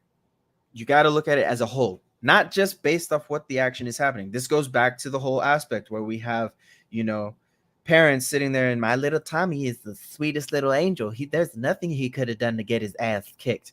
When he's sitting there running his mouth, I'm telling you, those kids exist. I ran across one who was cussing the living daylights out of his mother because she was late to picking him up from school. They exist. And I'm telling you right now, I almost squared up with a kid in class because he was making fun of my old high school, not knowing I was from that high school. And I told him, I'm going to tell you this right now. Those people you think are gangsters and all that stuff like that have more respect and more value of what life is than anybody I've met on campus, including you. I called him out in middle class. Everyone thought I was going to kick his ass. I was like, no, you're not worth my time. But I want you to understand, this is the mindset you hold. This is the mindset you hold, right? This is the mindset. And this goes back to what you're talking about. You hold this small, convoluted mindset, and I'm coming from the space you do not understand. And I'm letting you know your perception is wrong. If you're willing to have the conversation, we'll have the conversation, but do not spew your poison to spread it across this campus, because I'm going to tell you this right now. I'm one of those students you were talking about. Yes, I'm coming to this school now, but I was one of those students and I ran against you. Those are the most respectful people. I've seen more house parties where kids will go over. You remember the one time we were selling those football cards and Randall got in the car and my mom was like, "Who are you?" And he's like, "Oh, I'm sorry." And he almost immediately hopped out. Respect. Respect. My bad, I didn't introduce myself. My bad, I'm sorry. Yeah. I'm sorry. He's like, "No, you're in the car already, damn it." But the thing is like, we had more of a sense of humor. We had larger signs of respect. Now, respect for fellow students, that's one thing. I didn't see it all the time, but respect for the parents and how we communicated was a different set. Very we understood different. that. So it's like, the fact of the matter is like that communication, that kind of thing. So when you are called out on something where you so believe it's the truth, Yeah. but the evidence that you're given is limited. So your perception on what it is. Now, again, the law of perception or the law of perspective, you got to think about it this way, is that there can be something that actually exists based off the perspective you're looking at, which is why here in the logical senses, we do like to bring up points that are not necessarily popular, because just because they're not popular does not mean they don't exist. So, well, we want to be able to. I mean, at least this is my own personal thing and everything.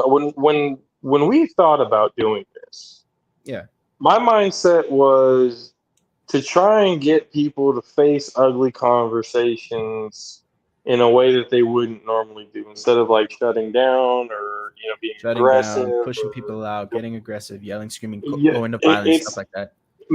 like in a way, a form of free therapy, for people to just be able to kind of talk and have a conversation, get their thoughts and get their shit off their chest and figure it out, because there's a lot of people who feel like they're alone. There's a lot of people who feel like they can't figure it out and nobody's there to help them. Maybe we can be able to give them that type of window, because again, we like to talk with people in the comments. We got fucking Luke and Windsor who've been with us this entire time. We had Jessica the other day. Jessica the other day. We want to have conversations with people. We want to have the full-on range of being able to let people know, hey, we hear you too. Nobody's alone in this whole thing. Yeah, but that goes back to the point I was making earlier, whereas like there are things that we bring to the table that's not going to be the full picture, and we need. Hello, Kitty. Oh yes, look at you. Tenny says, "What's up, everybody?" Okay. Everybody, this is Tennessee. Yeah, so it's like, how to Tennessee. We love that Tennessee, but Tennessee, I'm just kidding. But like, it goes back to the point I was making earlier, where it's like, we're not going to have all the information, and we have to come together to be able to fill in gaps of the information that we're trying to disclose. So again, like I'll say, if it's something that's speculative because we don't know, perspective context, yes, absolutely. But it's like, if we have those perspectives, if we have the understanding of the context, and even if we don't have the understanding of the context, having the conversation, a respectful conversation, because the people who I've seen do it phenomenally, to where at the end of that conversation, it's like, I'm sorry for the error of my ways, for not understanding, but now I see that, I appreciate. And those again, conversations are very few and far between. They're yeah, like, but with there's that very conversation, few that happens. it can be a person who came from a space of ignorance. They still might not agree. They still might not agree with whatever has been said, but they're no longer coming from a place of ignorance. And it's like, I will not act out on this in a place of ignorance, which is usually lashing out, which is usually cutting people off without hearing conversation or having conversation. And again, Yeah. this is with everyone, because we've all been, including myself, we've all gotten to the point where it's like, I'm done with you. I'm done with you. I don't want to have this conversation. And it's not to say that there's been times where it's like chance after chance after chance has been given. We're not People, saying like, I'm just saying it's okay to cut people off. it's Regardless of certain histories, regardless of how long you've known somebody. I know it's difficult. I've had to do it. I know other people who've had to do it. Mhm. You know somebody for so long, you had a relationship for them at some point, and everything was good, and then that one point sets you can't do. Hey, it's okay to wipe your hands clean. It really is for your own mental health, I'll for use your it own as a sanity. metaphor. I use it as a metaphor with a rose bush. A rose What bush is that? can grow. Yes, a Yeah, blessing, bless no stressor. Hallelujah. Hallelujah. No, but like, to put it into true perspective, a rose bush grows beautiful in many times of the year. You can still have a healthy stock on a rose bush, but have to cut it in order for the greater good for it to grow even more. Right? So sometimes there are things in your life you have to cut out. We're not saying don't cut things out that do not serve you, because that is true. Even in regards, it's like, because a lot of things is when you come to the conclusion that something needs to be cut off, normally you have given chances and opportunities for that to continue to grow, and it is no longer doing so. So you gotta prune. It is also this though, real quick though, because while it's on the mind, I want to make it very clear to people. Although the main goal is to bring the community together. The main goal is to get every single person to be able to talk to each other civilly about whatever topic, whatever. Look, we need to understand. We need to get over this sense of being over offended and over.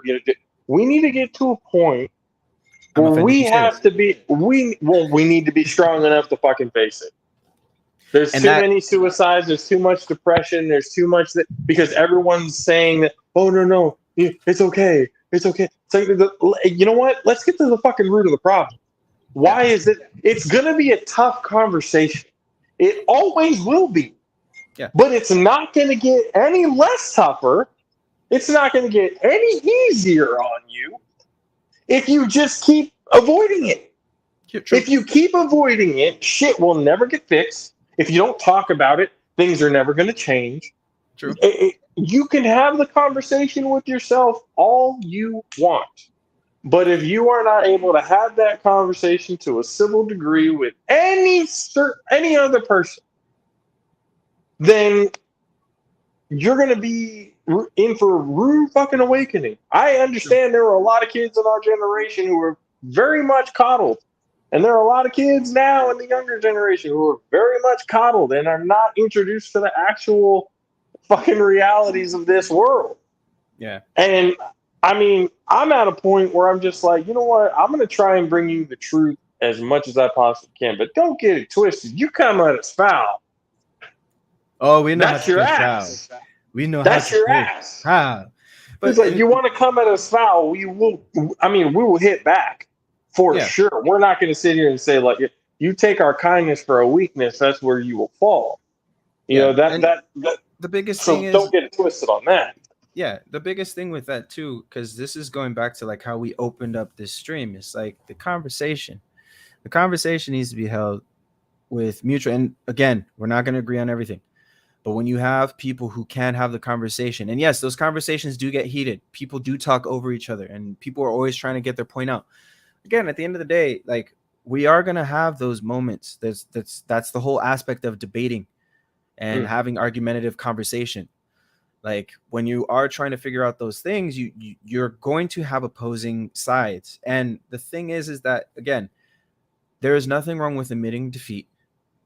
because us being Don't look at sport- it. Let's make it more positive. Don't even look at it as defeat or a loss. Look at it as a learning opportunity. Well, that's what I was getting to. Instead of saying, "Fuck, I failed." Fuck, Well, I'm gonna look go at like it Christopher this way. Titus. I am not a failure. I just succeed at finding things that don't work. Well, that was what I was trying to bring up, because we come from football, where Yeah. we would lose in a game, Mhm. and Many every times. loss is a learning opportunity. Every Mhm. single loss is a learning opportunity. It is where you can find the faults that did not work. Because when why things you work, watch film. that's fine. When things work, great. They worked. How? Put the pride and determination. When things don't work, you get to fix it. And the thing is we love fixing shit. So it's like, as a society, why? Because they're trying to fix shit now and they're fucking it up. So They're fixing it in the wrong aspect of the word. exactly. But the thing is that, like, you got to look at it into the sense. There's nothing wrong with having a wrong viewpoint or having a wrong opinion, or it's not really a wrong opinion, but having an opinion that is not favorable. There's nothing wrong with that, because the thing is that at the end of the day, it's like you can still learn. Just because, like, even the conversation we're having, we can sit here and Let's learn about it. I agree, Luke. Let's fucking learn. They don't teach kids enough about this shit, bro. That's all I'm They trying to don't. tell you.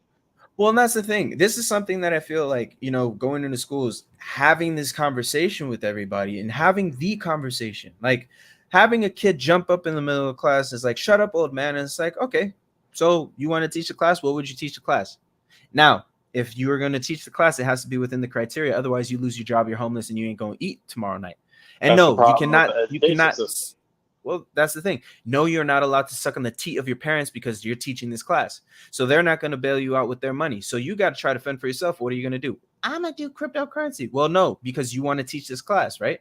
How are you going to teach all these people to do cryptocurrency? How are you going to teach all these people to do NFTs? How are you going to teach people to do YouTube and make millions of dollars when you haven't made a successful one yourself? Okay. So, and this is what the kind of argument I'm having right now.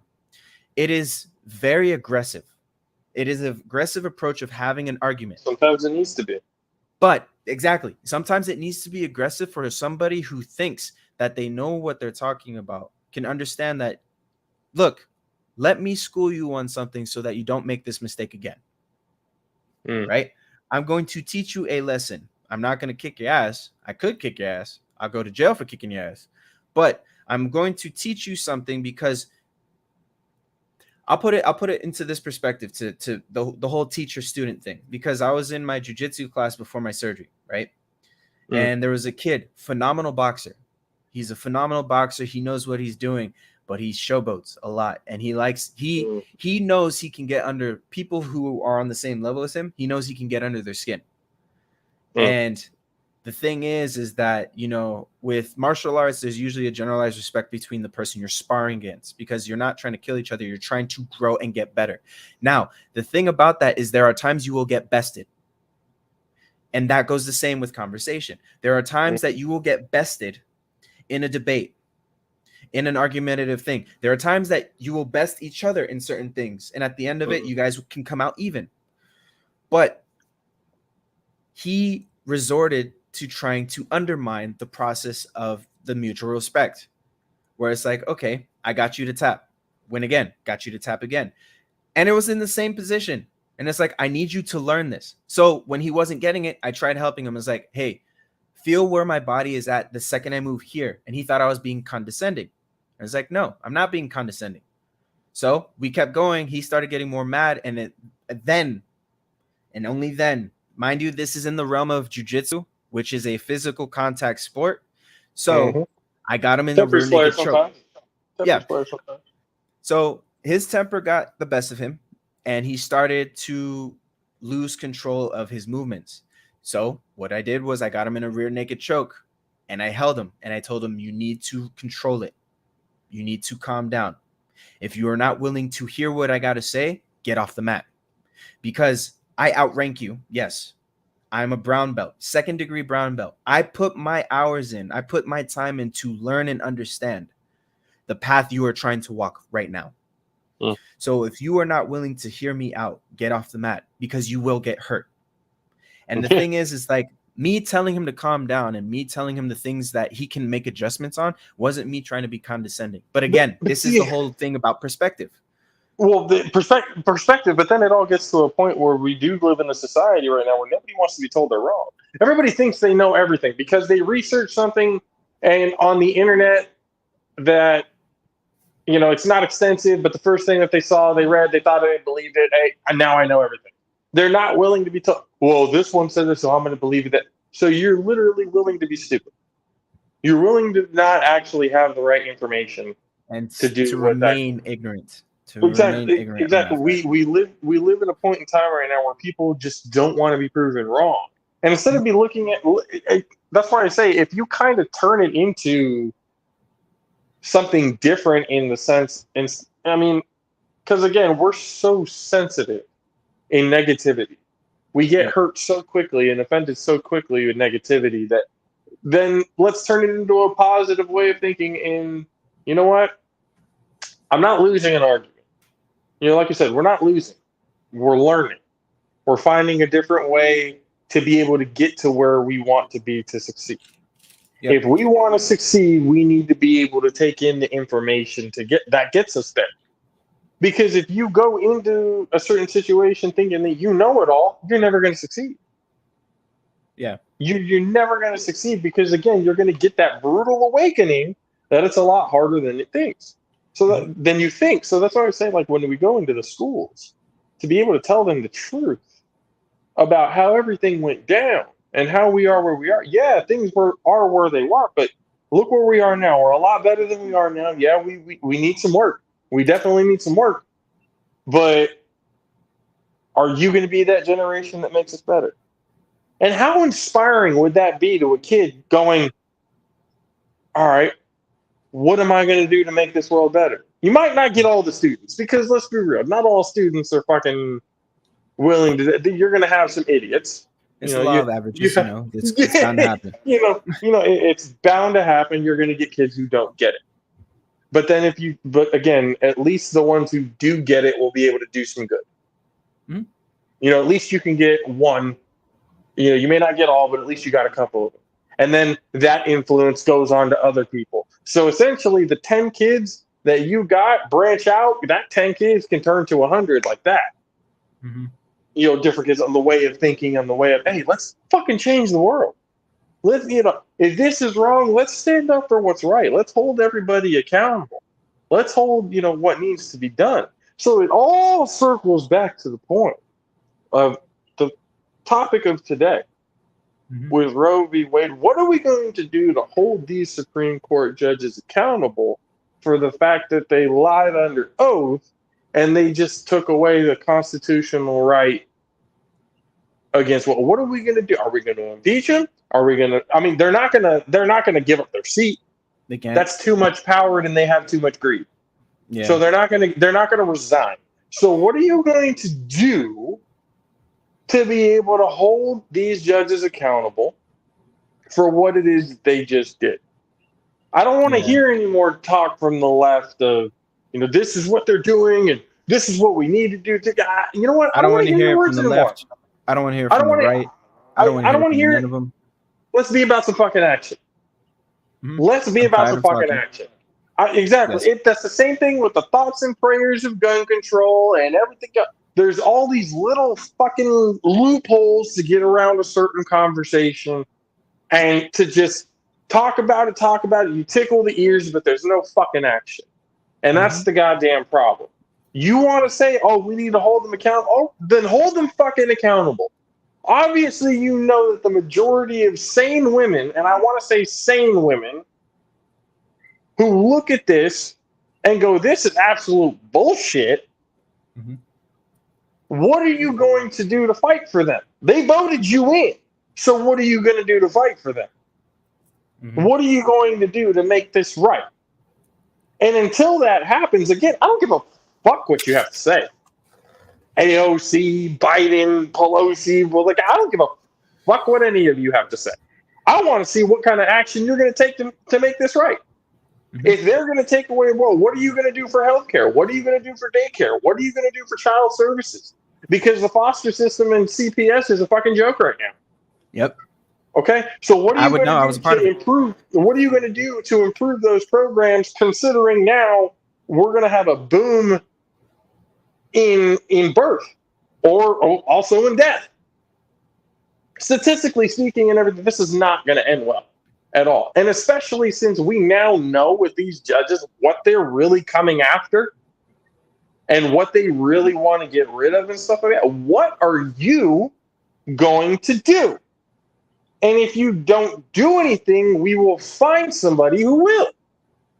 Mhm. You're look, some of you congressmen are getting a little too comfortable thinking you're untouchable. Guess what? Well, You're not untouchable. and that's the thing that I think so this is why Guy Fawkes has so much popularity. Because think about it, Parliament back then was doing the same thing. Guy Fawkes turned around and said, you know what? No, I'm going to blow up Parliament because obviously they don't give a shit about us. I am not saying and I am not condoning people to go blow up the White House or blow up Congress or any of that kind No, of no, stuff. no, no, no, no, no. No. We're not saying take What I am physical saying violence is- and all that. No. What I am saying is that the actions you guys are imposing now, your words are doing this, your actions don't meet. And I'll put it into perspective for everybody. Everybody knows of somebody, if it's yourself or somebody that's close to you, who's been in a relationship where somebody, the person, their significant other that they're with, is all talk, no action. And they keep giving chances, and it's like, oh, but they can change. Like, it's fine. They'll change next year, or they'll change next year. Oh, it's fine. Like, they told me that they are going to change, and they're going to do it for me. Yeah, 4 years later, you realize you got duped, and then you're like sitting there with your ass out, not knowing what the hell to do. So the thing is that if you will not allow your friend, especially if they came to you talking about this, and you keep telling them like you need to stop. Us as people, because we can sit there and it's like we'll talk. We can talk to Congress, right? We can direct our words to Congress and let them know, hey, what are you guys gonna do? Because yeah, we can sit there and I get it. As of right now, we can sit there and be like, especially with the Democratic Party, it's like, what are you guys gonna do to change this? Truth be told, I don't think they will. Well, no, it's not even. The thing is we're trying to put. I feel we're trying to put a lot of weight on them, when in reality is we need to look at the body as a whole. It's not just them, because don't get me wrong, Republicans are going to try to do whatever they're going to do, but exactly, that's why I said, because we already know where the Republicans stand. True. That's why I'm kind of like, all right, Democrats, we know where they're at. What the fuck are you going to do about it? When is that moral compass going to stop pointing to their pockets and actually start pointing to the compassion they have for the constituents? And that is where, this conversation has to come in. That's why, like, I know that they're not going to talk about it. I know that they're not going to give the true reasons why they're doing what they're doing. They give the little pieces here that we can sit here and speculate on, and then once it pops up, because again, this was just a little bit of truth on the big fucking lie. It's like, I don't know why you guys are freaking out. This was just a draft. It wasn't going to happen, and poof, it just happened. So the fact of the matter is that it happened. We're sitting there like, why didn't you prevent this? Truth be told, when the conversation was being had, because the conversation, again, we had 3 out of the 9 justices say no. So it's not saying all the justices are agreeing on this. It is definitely saying, though, that it is a majority rule type of a thing. But you got to understand, like, we have to look at it from our level, because we're not at the level of the rest of the politicians. We're not at the level of congressmen and women. We're not at the presidential seats or whatever, the judicial seats. I feel like when it comes to judicial, it shouldn't be a majority decision. It needs to be unanimous.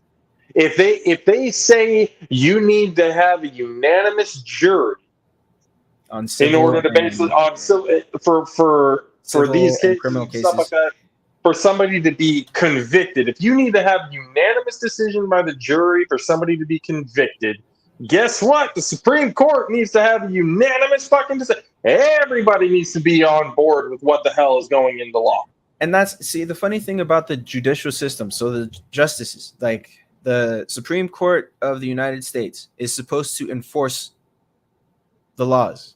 You have Congress.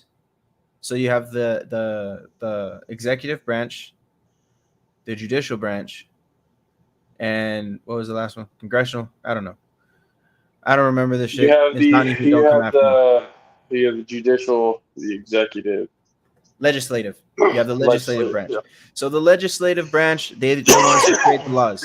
The executive branch writes off the laws. The judicial branch is supposed to enforce the laws. Enforcement. And make Not sure also. that the laws that they're supposedly being passed by the legislative and executive branches constitution. Yes. So they interpret what the laws are written and pass judgments. And again, they revisited this after this was already put in stone and passed a judgment saying it's bullshit. Get rid of it. So again, what we need to do as people is to start having this conversation more seriously in the aspect of not just dismissing people. Thank you, outright. Luke. Like 2 minutes after we already said it. Thank you, bud. Yes. Thank you. But like, well, I know it's delayed, so but it's a little delayed, yeah. in regards of like having Not the like a minute conversation. and a half though. Oh my god. But like having that conversation and understanding and finding more understanding so that we can come to more educated like decisions, about So- things we're trying to do. So maybe you can answer this question for me because I'm trying to figure it out myself. Mm. What now, especially in the light of all of this? I feel like it's very easy to figure it out because we're all about logical thinking here. We're all about, making sure that everything fits. We've said many times before that there are simple solutions to a lot of the problems that have been happening. It's just making excuses for those solutions to come to fruition. Mhm. And it's just at a point now where we need to really kind of look at it and go, you know what? This is actually very easy to fix. And what are we going to do as men now to ensure because that's exactly what it's going to turn into is men attacking women because essentially men were the ones who passed these laws, which again, it's not us. We shouldn't be making those decisions. I'd like to make a correction. They are boys who are not handling responsibilities of men, especially for those who say under God in all of their decisions. So it's like, what do we do now as men to be able to reassure women that, hey, no, that ain't us. We're with you. We feel like you should have just as much to say as we do. Because, when we understand, when we leave physical traits off the table, which we should, because, obviously there's an understanding of, physical strength and all that other kind of stuff. But there is, the mental aspects of everything. Like I said, women are fucking smarter than men, whether you guys want to believe it or not. Okay? You can sit here, with your little dick in your hand going, no, I'm an alpha man. No woman's going to tell me shit. Fuck you. You're a liar. Women are smarter. Women are smarter in certain aspects. Men are smarter in other aspects. If we combined it, we are all smarter for the greater good. That's the way I look at it. Exactly. Why would you guys like nobody wants to be a team? So it's like now because all of that, how do we? That's what I'm saying. As a man, how do we now ensure to women that everything is going to be okay and we're going to figure it out? When the highest, I guess, authorities on the whole thing, the ones who get seen the most, are basically going to be the examples for the rest of us, even though that example doesn't fit. So, because men as a whole are going to get hit fucking hard with this. Yeah, and I can already hear the marches blaming a lot of men in the regard. I will. The feminist wet dream. I will extreme the extreme feminist wet dream. Yeah, there it is. Truth be told, I would take back my brother's keeper philosophy. So the aspect of like it's this is gonna go back to that scripture that I read when we were doing our religious segment, where it's like men are meant to care for women the same way Jesus cared for the church and how he cared for himself. I, as a man, am supposed to care for you the way that Jesus cares for me and you, the way that I care for myself. So the thing is, I feel we have to hold people more accountable.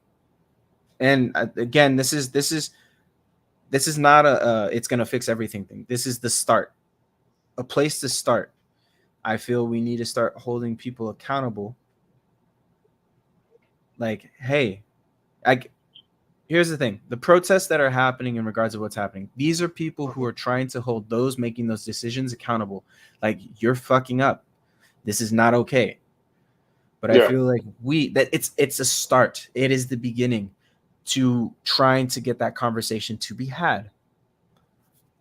But again, it is a conversation, and not all of the points being led to this conversation are going to be agreed upon.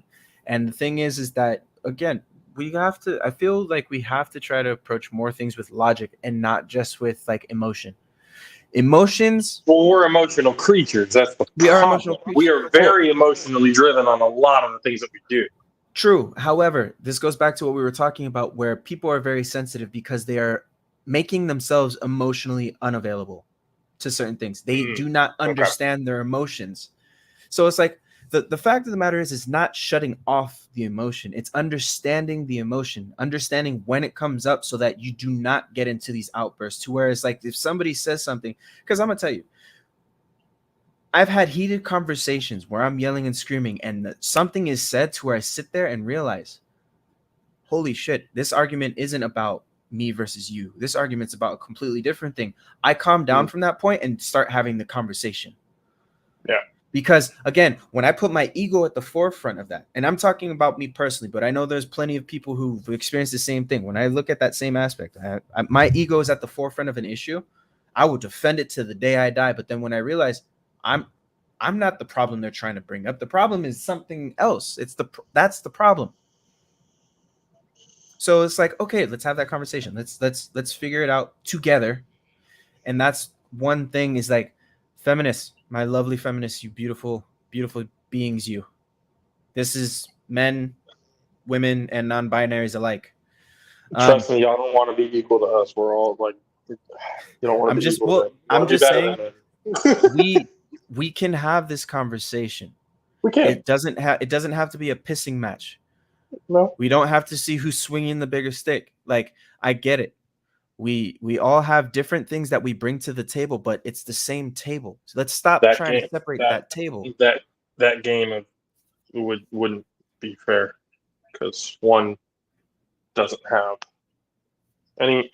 Anyways, no, the main point, like mainly the whole thing is just kind of like and it truly is like an attack on women. It's a power grab. It's everything and everything wrong with what today's society could be. And I want to every country throughout their history has gone through certain moments in their time that they would call like the dark days or the golden era or the whatever it is they wanted to call to define a certain era early in their history. We are in a point in time because we talked about it before. We're still essentially, in hindsight, a very young country. We're not even 300. We're not even. Yeah, nice. Yeah. Fuck you too, Luke. We're a very young country, so we're still trying to get it right. But that's no excuse for if we're trying to get it right. Yeah, we want to get it right, and we need to be aggressive on getting it right because we're. As young as we are as a country, we are a beacon of hope to the world. Somehow. Like if you somehow, some way, as dumb as we can be, we are still a beacon of hope to countries around the world. Not all if of we them, want but to sit, definitely there are some out there that look at well, us. obviously, because it's that idea of freedom and being able to not be socially kept down by the government, tyranny and all that other kind of stuff. These people who are going through these dictators and all that. Nobody should have to live like that. Nobody Yeah. should have to live under the thumb of a dictator or anything else like that. You should be free as a human Or an to be able to authoritarian. be right. You should be able to be who you want to be as a human being. I mean, within the right, obviously have a fucking moral code. I'm not saying go out there and be stupid just because you want to be stupid because you have the freedom to do so. No, no, no, no. Obviously, there's rules to humanity. There's things you can and cannot do. Yeah. But it's just a matter of we're at a point in time in human history where there's so much loss in translation, and technology is to a fault because you can put anything out there now, and if anybody is kind of simple-minded and not really do their research, they'll believe it. As dumb or as crazy it can be, like some of these people, like with the conspiracy theory episode that we talked about a couple of weeks ago. Yeah. People, as crazy and improbable as it sounds, people still believe that shit. Yep. And not even just like, oh yeah, I believe it. No, like I will die on this hill. Like I will not like sit here and let you tell me that this is wrong, that this didn't happen, regardless of lack of evidence or anything else like that. You're not going to tell me I'm wrong. Yeah. We're at a point right now. We're such an egotistical species. Mm-hmm. We've gotten to a point because Americans, like, we have been given everything very early, so we're very entitled at least as a country. But as a species, we've been so focused on expansion and doing the hunger for power, the greed in a lot of human beings in this world is essentially the main problem of everything. Instead of being able to, when they talked about like natural selection and the strong will survive, they didn't mean it like the strong needs to put down the weak. If anything, the strong should be helping the weak. That's the whole chain of the link. They say you're only as strong as your weakest link. Well, then what are you going to do? Are you going to make that link stronger? Like, what are you going to do with that? Like, you have to make that link strong. We have to be able to build each other up, and we're not. Reinforce it. We're not in a sense of humanity to do that right now. No, and it sucks because women right now. Mentality. No, because now women right now, as much of these last, I would say, 20 years of legitimate full-on female empowerment, like all that other kind of stuff, which is so good for them to have, because again, for very long, look at history, the way women are treated. They're treated like shit. They didn't really have a say in it. They didn't have a say in anything. They couldn't even vote for a long period of time. So it's just kind of like the lack of empathy, because of the fact that people are so sociopathic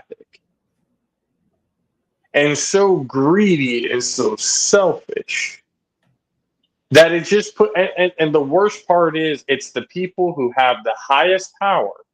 It's the people who have all the money and all the power to make these decisions that are being the terrible people. Yeah. When you have people in power that are horrible, your community, your country, your town, your whatever is going to suffer. When you have leaders who are only in it for themselves, your community is going to suffer. When you actually have leaders who give a shit about the rest of us, then your community will thrive. Mm-hmm. But we're at an impasse right now where somehow the higher ups have gotten us to argue with each other over stupid shit. You want to know what that came from? Go ahead. Willie Lynch laws. It was, so I'm going to pull it up. Talk to me. Which be flex. The Willie Lynch laws. So to put it into perspective, right? 1712, when you wrote this, it's a Europeanized ideal. So if you think about it, 1700s was a recreation of everything that happened in Europe prior to that, right? But pretty much, let me see if I can actually get that speech. It's almost like something that you would read out of fucking Sun Tzu's Art of War, what the government is doing to its people. Yeah. So it's like you give them all the hope in the world just to bring them fucking down. Yeah. So the thing is that pretty much like he gives Luke. I'm sorry. Luke, I'm not going to take it into my own hands to educate you on everything because I'm not going to sit here and act like I'm the smartest person in the world. Again, I try to think with logic. I try to think with moral standards. I try to think, something necessarily, do I believe this is right or wrong? If you want to get just read, just research, do your, actually take, when people talk about like the wolf versus the sheep, right? Yeah. And nobody wants to be called the sheep because the sheep just follow the herd, right? And the sheepdog is the one, and I learned this a little bit because of the story of was it the American Sniper? My dad came up and he told the story of the difference between the sheepdog, which is the leader that you want, versus the wolf. And then there's the sheep. There's the people who follow. There's the sheepdog who is the leader and herds them in the right direction where they're supposed to go, and protects them and everything else like that. And then you have the wolf who's there to just cause chaos. Yeah. And will lead the herd in the wrong direction out of fear. And, came up and basically said, I'll be damned if I raised any wolves. I was like, but, when I look at a wolf, I kind of like the wolf pack mentality, the family mentality of a wolf pack. I love that. I love, every animal and species has their own thing, but for me, it's just one of those, I want to continue to learn because I cannot sit here and logically think that I know everything. And I'm just saying that I'm going to do what I can to make sure that I'm doing the right thing. And that's what I feel is lost in not just, the higher ups, but the community, that sense of togetherness, that sense of if we build together, we grow together.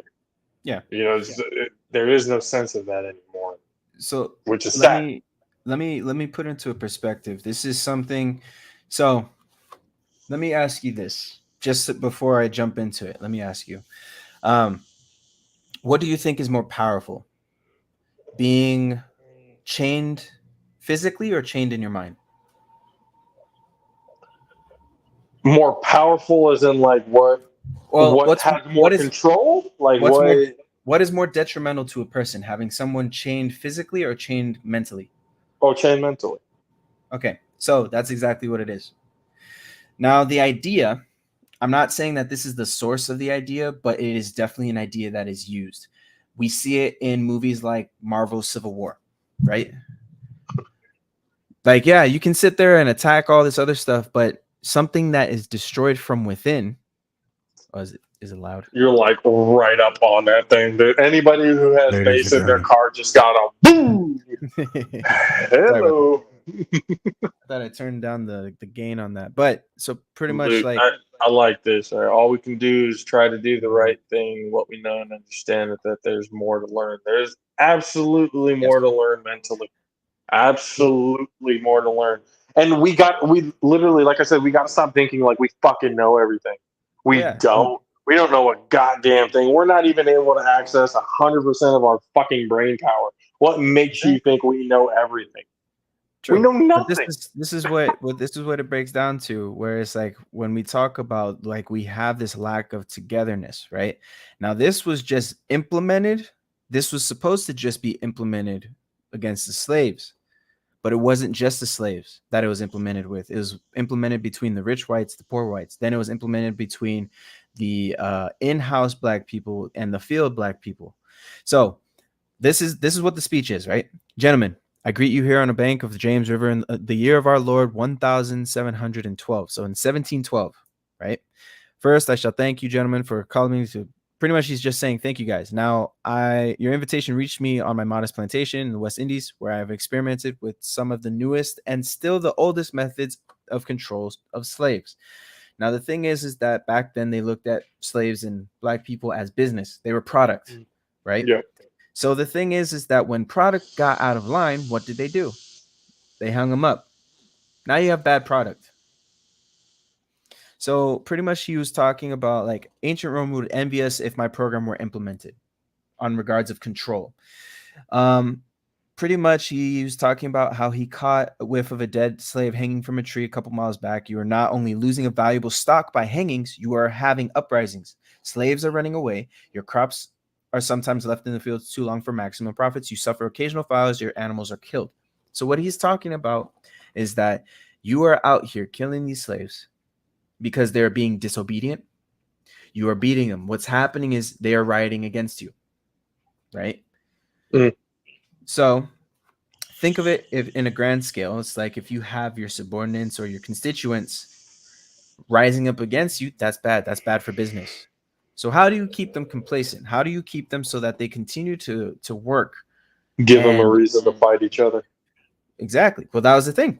So what he did is like, gentlemen, you know what your problems are. I do not need to elaborate. I'm not here to enumerate your problems. I'm here to introduce you a method of solving them. In my bag here, I have a foolproof method of controlling your black slaves. I guaranteed every one of you that if it installed correctly, it will control the slaves for at least 300 years to come. That's Can we also clarify once again who you're talking about, who said this and when? Okay, So this nobody's fucking clipping it, thinking like, "Oh, this is what AC thinks should happen to black people." Yeah, no. This is not what I think. Motherfuckers, Ladies and gentlemen, I'm half black, half Puerto Rican. I'm educating. This is a speech given by William Lynch. Now, it is always a misconception that his name is the reason why the term lynching came around. That's not it. It's a misconception. But his name is William Lynch, or Willie Lynch, as everybody who looks it up knows. This is back in 1712, people. 1712.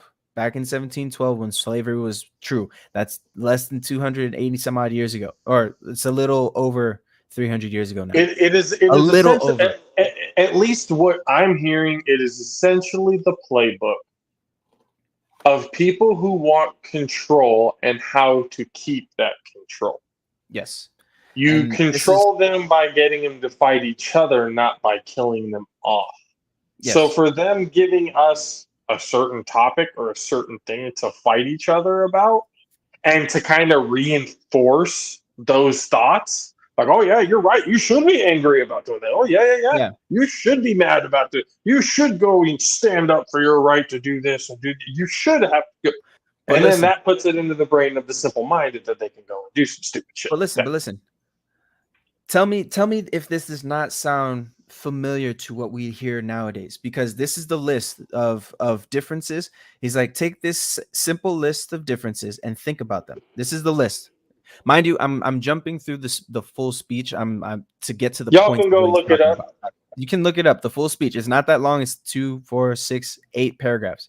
And the paragraphs, some of them are just like 1 or 2 lines. But this is the list. Okay. This is the list. On top of my list is age. All right. But it is there only because it starts with an A. The second is color or shade. There is intelligence, size, sex of plantation, or sex, size of plantations, status of plantation, attitude of owners, whether the slave live in the valley, on a hill, east, west, north, south, have fine hair, coarse hair, or is tall or short. Now that you have a list of differences, I shall give you an outline of action. But before that, I shall assure you that distrust is stronger than trust, and envy is stronger than adulation, respect, and admiration. And this is what we have going on right now. Tell me this does not sound like shit we're going through right now. We have so much distrust and envy between one person to the next. How many times have you heard people go east side? Like, for what? We live in the same town. Who gives a shit? We're all on the same planet. Who gives a fuck? We're burning Everyone it up the thought same way. the west side of San Jose was where all the white people and stuff like that live. Yeah. They thought, oh, those were the more privileged people live and everything else. There is a way of controlling this whole thing that, again, it's a vicious cycle because we haven't learned. Because again, this was something that was talked about in 1712. Yep. But no, it goes on. So the black slave, after receiving the indoctrination, shall carry on and will become self-refueling and self-generating of 100 years, maybe thousands. Don't forget, you must pitch the old black male versus the young black male. You must pitch the old person against the young person, right? And the young black male against the old, the young person against the. How much are we arguing about boomers, millennials, Gen Z, Gen X, Gen Y, Gen suck these nuts, Gen whatever it may come to be? How often are we arguing that? That's one. Moving forward, you must use the dark-skinned slaves versus the light-skinned slaves. I am black and Puerto Rican. I am as mixed as they come. I have DNA that ties me to Asia, to natives, to the Middle East, to parts of Europe, to parts of Africa, to Puerto Rico. So I don't want to hear this shit. You see the skin tone? I'm a mixed baby. I'm a mutt through and through, and I am beautiful for it. But I'm not going to sit here and try to utilize this to better myself, right?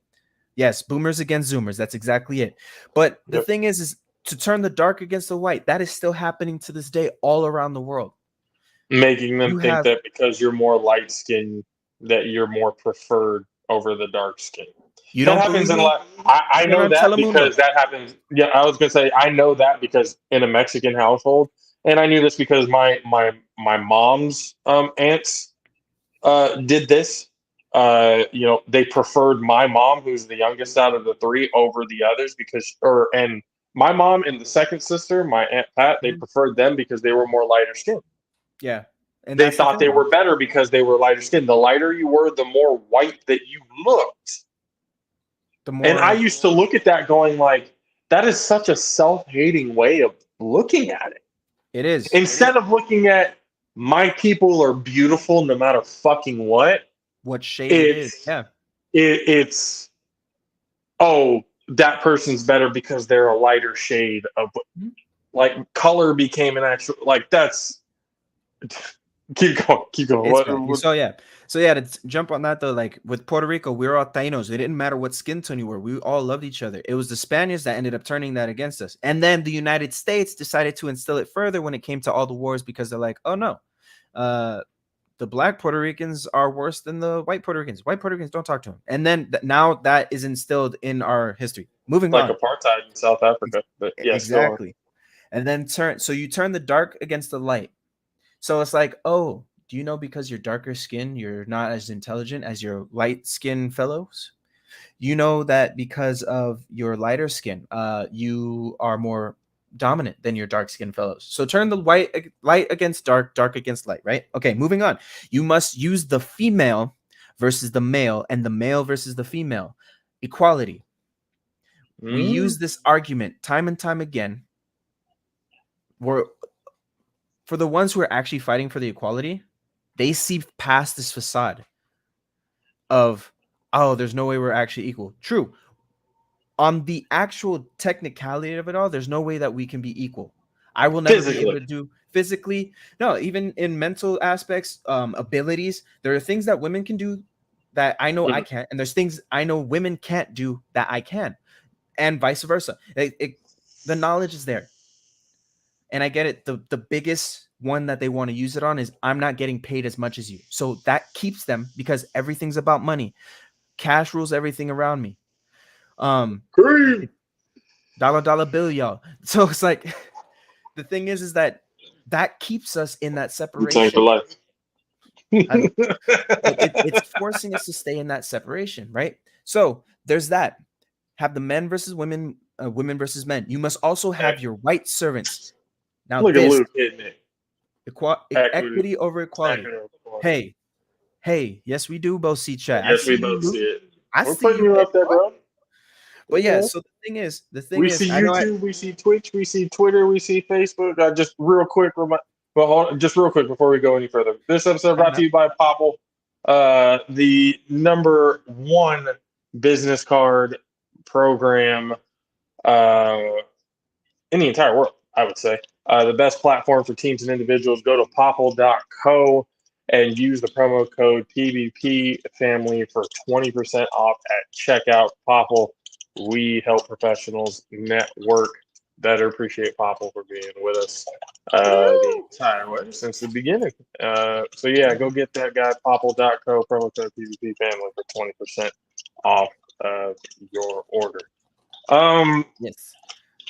So no, just getting back into it, it's just and again, like you said, the men versus the women and everything, and that's what it is right now. Especially, Especially men now. versus women. Who can do the whole anything you can do, I can do better. We can do this, we can do that. Look, how about you understand your limitations? You understand your limitations. Your limitations as a man, and your limitations as a woman. Now, take those strengths, not the limitations, but the strengths that you have, piece them together, and guess what? It forms fucking perfectly, and communities bloom. It is like a beautiful puzzle. You take a piece, it fits perfectly into the entire thing. It's beautiful. I want to Beautiful. ask more women. I'll tell you what Zox is in a little bit, Luke. When it comes to why is there, and again, I want to talk to women about this. We're watching this. You hit it in the comments. Logical Census 22 on Twitter, Instagram, logical_census. Comment. Let us know what you guys think, because we really want to know. It's like I at least I want to know this. Why is there a want and a need to like that? It's almost like an overdeveloped sense of competition. They talk about toxic masculinity. Oh, he's got an overdeveloped sense of competition. Dude, women got it too. Toxic It's just femininity exists as well. Exactly. That's what I'm It's saying. Like, toxic women have that behavior. over sense of competition. Like, why do we have to compete? Yeah. In order to prove who is better instead of coming together to be better. Yeah, the thing is the term toxic masculinity, you can put femininity in there. It's just being a piece of shit. That's it. You're being an asshole. You're not being a decent human being. You're being an asshole. So it's like you were thinking you were a better person because of whatever reason. Yeah, and that's the problem. There's a sense of, I mean, obviously there's that sense of Darwinism. Strongest will survive, and so everyone wants to prove that they're the strongest. And I think that's a very primitive way of thinking, because if you look at the animal kingdom, that's exactly how it is. Yeah, whoever's the strongest, whoever has the best mating call, whoever has the best this, best that, the female gets to choose who she thinks is the better, the better whatever species it is. Yeah, she gets a better pick to be able to pass on the genetics. Exactly. So that is a very primitive way of thinking. We want to talk about how evolved we are, yet the primitive way of thinking that we do still currently have. It's the same thing. We just talk about it in a different way. Yeah. We think we're more intelligent than what we are, and we're not. And that's and then you have these people who are intelligent and do know a lot, who belittle the ones who don't. Yeah. So they're not making it any better. Yeah. They're making the people who are in, I guess, the layman's terms type people, where you have to simplify it. They like, oh, because you don't know this, you're not worth it. Well, why don't you teach them so they can be worth it? Well, and that's the thing. Why don't you teach them? Why don't you be able to help them so that they can become? You're not a productive member of society, but I am. You're such an you're just as much of an egotistical prick as the next guy. Yeah, and you are no better just because your IQ is any better. You're still a narcissist as anyone else. Well, yeah, and this goes back to the next line that comes after the men versus women thing. You must also have your white servants, because don't get it twisted. Plantation owners did have white servants. Like they called them servants, but they were also slaves, or people who were in indentured servitude. They could not pay off their debts, so they worked it off by being on the plantations. So they were essentially slaves to work off their debts to become free. So these are white servants. You must have your white servants and overseers distrust all blacks, right? So pretty much the in-house black people and the white servants are working at the same place, but you must have them who are under you distrust the blacks, so they don't come together to go against you, who's controlling them. And then on the flip end, but it is necessary that your slaves trust and depend on us. So have this person be the messenger of bad news, not you. Don't raise your hand to your slave. Have the overseer. So you have white servants, and then you had the main house black person, N-word for historical accuracy, who ran. He pretty much ran all. They were called the black driver because they ran all the black people at the beck and call of the white owner, right? So it's like, so have your white servants don't trust the black people, like cause distrust. Like, I can't trust you. Don't even think about, like, I don't even want to deal with it. But have them trust me. I own all of you. So trust me. Trust me, I'll take care of you. But this person, don't worry about it. Just only hear what I have to say. Anything they say, it's from the goodness of my heart because I care for you. But if they're a little harsh, I'll go ahead and talk to them about it. Don't worry. I'll figure something out. So that's that, right? They must love, respect, and trust us only. Trust only us. So pretty much that right there. Gentlemen, these kits are your keys to control.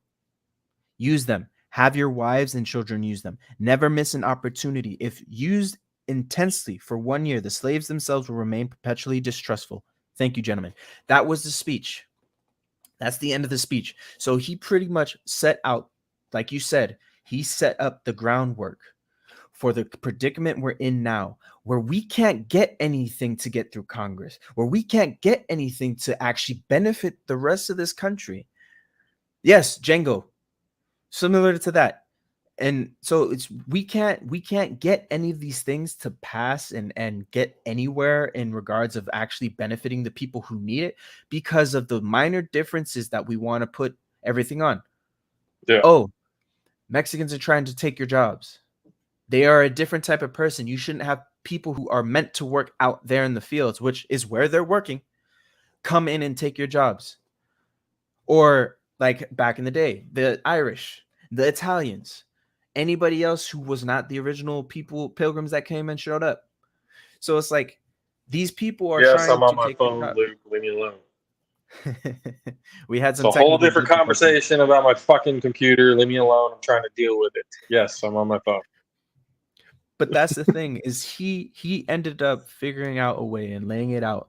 And the fact of the matter is we still do this now till this day. We don't need a slave owner anymore because we keep ourselves chained up in these boxes, chained up in these labels. Now, and don't get me wrong, I like the idea of being non-binary, not being in a box. The idea of not being in a box because those boxes are exactly what has gotten us to where we are now. Oh, you don't know anything because you're just a child. You're only 12 years old. Yet the kids can figure out complex reasoning and all that kind of stuff like that way better than adults can. And it's usually with something super simple. Because it is. That's the whole thing. Children can think about this shit easily. It's not even clear. If you ask a child about one problem, how do you think we should do this? They will usually give you the most simplified, easiest answer. And because it's so simplified, you think, oh, it's just because of a child. You're just unable to really think that, damn, a child is smarter than I am on how to figure this shit out. Because I'm trying to make it more difficult than what it is. Yeah. But that's the thing is like we have it to where it's like, oh, you don't understand what this is because you don't know. Okay, then help me learn. Exactly. Instead of shooting me down and being an asshole, why don't you teach me the reason why I don't understand? The unfortunate thing with those statements, right, is that we all have to show some discretion in regards of humility. We need to humble ourselves in that aspect. Which, that's gonna be hard. We need to humble ourselves. Kendrick Lamar had it right. Hold on. You're trying to tell the American people to humble themselves. Humble yourselves. Sit down, bitch. Be humble. Oh, shit. Holy crap. Wow. You're talking about something that would be landmark if it actually happened. I'm just saying. Holy shit! For the U.S. people as a whole to have a piece of some humble pie and a little bit of sip out of it. Shut the fuck up. Shut the fuck up. And sprinkle with truth. But the thing is that it's like that's the thing. Ego. All of those things are egotistical traits that they wanted. It's like, oh, you're saying I'm too fat. Well, what the fuck's wrong with you? And it's like, whoa, hey. Like we're concerned about your heart health, your other health, and this health. It's like, no, my body's beautiful. Nothing against anybody. I'm just saying nothing against them. But it is an argument that is fed. This is how it should be. Because there are a lot of people who assume too much of others. Yes. There's a lot of people who assume that other people know what it is you're fucking going through. For some reason, even flipping it, they assume they don't know. Well, exactly. For some reason, and I don't know where it happened, but apparently somewhere down the line, we developed the ability to read each other's minds. Because there is an assumption, and if we do, I never got that power. I don't know what it else. The only way I can really tell what somebody's thinking is if I've known them for a long period of time, if I've hung out with them for a long period of time. You and I can have a face-to-face conversation, and we know because we've known each other for so long. Me and Caleb, we don't have to fucking we don't even have to say anything. We don't have to say anything. We just look at each other. We already know. Yep. We already know what it is that we have to do. There's connections with people that the certain way. I can understand, okay, you want to talk about being a mind reader? That's really the only way that you can do it. Somebody that you don't know, who doesn't know who you have are, a connection. Yes, exactly. So, and what you do by villainizing somebody who may not know, not by their own, it's just they just don't know. They haven't had the opportunity to be taught just yet. You vilifying them just makes it look even worse to you, and maybe even justifies what they might have originally been thinking anyway. So, like, if I come up to somebody, if I see somebody trans, right? Mm-hmm. I have the general knowledge, if I know if you are trans, if by what I am looking at, you look like if you look like a male, I'm going to assume now that you want to be referred to as him, sir, her, whatever.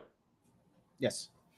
If you see, transgender female, I'm not going to go up to you and say, hey, what's up, dude?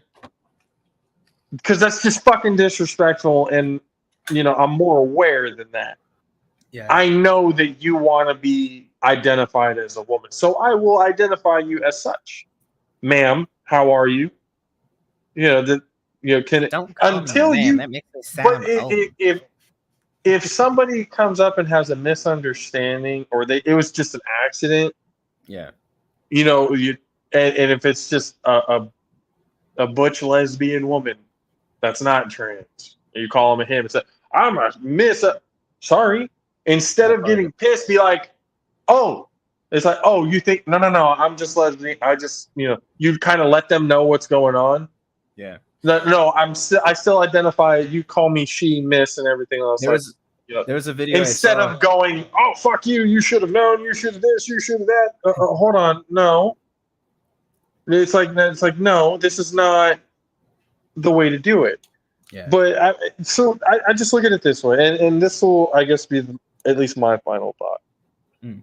When it comes to every single thing that has come around, at least that we have talked about today, main topic being the attack on women and everything that's been going Bro. on with Roe versus Wade and what it's leading to and all the other implications that it can do and the way people are thinking and trying to make a logical sense out of what the fuck is going on right now in this country. It is at a point right now, at least us as men, we got to get over our own fucking egos, thinking that we know all and all do all. We got to stop. And women, we got to stop acting like you're all I am. We got to find a fucking way to come together here. All right, Connect. because we got to connect. We got to be able to come together and figure this out, because it's so easy that it's so hard for some reason. I don't know why. I'm never going to understand why, because I try to think as logically as possible. And if you, again, have a different opposing point of view, talk to me about it, because I'm not just going to believe you just on your word. You got to actually convince me certain things. And conversate. All right. Yeah, have a conversation, whatever. And then at the end, if we don't agree, whatever, if we come talk about it go around one more time and see if we have a better understanding. But at least now we may not agree still, but we now have a better idea of the mindset on how to maybe adjust and get around it the next time we encounter each other. You learn from every encounter that you have. So instead of assuming the worst, and I understand how difficult it is not to assume the worst in people, because there's a lot of very shitty people in this world. Yep. But I do really believe in be the change that you want to be in this world. If you want to see people being good to each other, if you want to see people having empathy and understanding for each other, then you need to be an example of that. You need to be an example of that understanding. So, men, we got to sit here and empathize and actually try and understand. We're never going to fully understand, because we're never going to fully go through what they go through. But at least maybe we can learn a little bit to be able to help get through those trying times. Mm-hmm. There's no reason in fighting each other. We're never going to grow. There's never going to be anything better. The simple solutions are always the hardest for some reason, and it shouldn't be that way. We got to figure it out. Yeah. So, I mean, it sucks that this happened now, but we'll figure out a way sometime, hopefully soon, to get this shit figured out. Anything from you, Mr. AC? Yes. So my final thought, first off, with the be the change you want to see in the world, those are very powerful words, and it is very true. But we also got to look at who said it. Gandhi, who was also racist and sexist. So just be careful, people. Separate the art from the artist. Okay. There you go. So to bring it back, my final thought is again, everything that we brought to the conversation. Yes, in regards of Roe v. Wade, I hope with looking at all these aspects that are coming into light, with Roe v. Wade being the start and then everything else they're going after, it can be a means for us to actually look at each other. Stop thinking that my problem is bigger than your problem, and understand we are all facing the same problem. Start coming together, understanding I may not have resources to do something.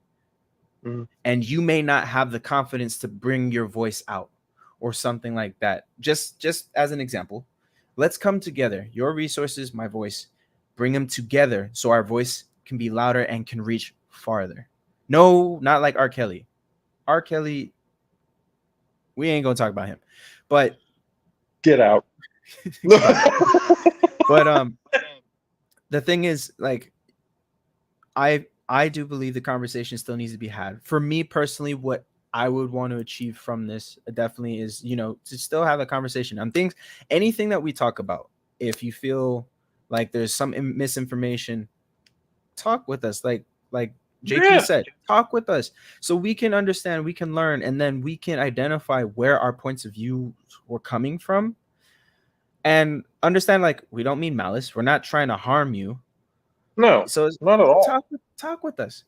But at the same time, I would love to at least hear not the political version, but hear why this has been done. Dark humor? No, we definitely have dark humor. We have made that very clear with everybody. Yeah. If you are watching this, there is going to be dark humor, but we try to find light in the dark place because there's no sense in being depressed in this life. Yeah, but we've gone through our own depressions, and we like being happy, so we want to bring happiness. But I want to find that understanding and see where that decision was, because again, like I talked about in the politics episode, I listened to Trump supporters. I heard what it was that drew them to him. Mm-hmm. And the points they were making made sense. Listening to the words that are being said makes sense on why they chose to do what they did. Again, like, let's look at the whole abortion aspect. For the religious person, makes sense that you want to try to save a life. I mean, Jehovah's Witness has been doing it, and yet they keep telling everybody you're still not going to be saved. So it's neither here nor there. I'm just saying. But like what that's like what God did to Moses. You got everybody out, but you're still not getting in. Yeah, so it's like the fact of the matter is that like they're trying, in their mind they believe they're doing something morally just, when in the reality of it they're still taking a power away from somebody who could lose their life over something like this. And the thing is that, you know what, yeah, health wise the circumstances might change in the future, it might not, who knows. But truthfully, for me, I want to have that conversation to really understand what is going on. Because when people say knowledge is power, right? I don't think it's just the knowledge, it's the understanding and the action taken after the understanding is had, you know? Because knowledge is power, but in religious aspect, knowledge is also a sin, so be careful. Well, yes, it's a sin because then you stop relying strictly, you no longer become a sheep, and you start to try to become a shepherd. And the thing is that like if you utilize the knowledge you have to be a shepherd and lead your sheep off of a cliff, that's a bad shepherd. Yeah, that's an idiot. But the thing is, and that's looking at it in the sense of like leadership. If you're doing things because they're self-serving, and somebody said, "Hey, I'll pay you $50,000 to lead all your people to their own doom," utilizing stuff like the Willie Lynch stuff, the Willie Lynch laws, then yeah, that's easy. But at the same time, you can still be the shepherd to lead the people to the light, to lead the people to understand that there is harmony in this life and that we can all, live together and actually make it work together. So my final thought is I want to have more conversations. I do still want to spread that compassion and love to everybody and still give them mutual respect, But that's all I have to say. I know that we can keep going on and on for this one. And we'll definitely revisit it. Like if what we're thinking this is going to turns into what it's going to turn into, we're going to have plenty of fucking conversations. There is no lack of material to talk about with the amount of stupidity that we humans go through on a daily basis. Yeah, it's just trying to find the logic in everything to try and make this world a better place. That's just all it is. We want everybody to fighting is frustrating. Going through life pissed off is just not, going through life thinking somebody is better based on party affiliation or religious view or any view for that matter. It's not healthy and it's not good for anybody. It's like everybody wants peace, but they don't want equal rights and justice. So it's hold on. If we really want peace, everybody's going to have peace. So again, we're no better than anybody else, and we're not going to sit here and act like we're smarter or better than anybody else either. Because again, we're here to learn. We're trying to be sponges. So I do want to make a quick correction because I just saw this. The "be the change you want to see in the world" wasn't actually said by Mahatma Gandhi. What he actually said was, we must live the changes we want to see in the world. So that's the actual saying. But potato, tomato. Yes. Say they taste the same. They taste the same. But again, everybody, we for the ones who've been hanging out with us, Windsor, Luke. Love you guys for chilling with us Thank and you guys talking so with us a much. little bit more. For those of you guys who are watching, we're here on StreamYard. From here on out, we regardless of the technical difficulties earlier, we're still trying to air out the kinks. We'll figure it out. But it obviously looks better, and we can do more things with it. We can't wait to have you guys on the ride with us throughout this whole thing. So once again, we got to get that power and everything back with women.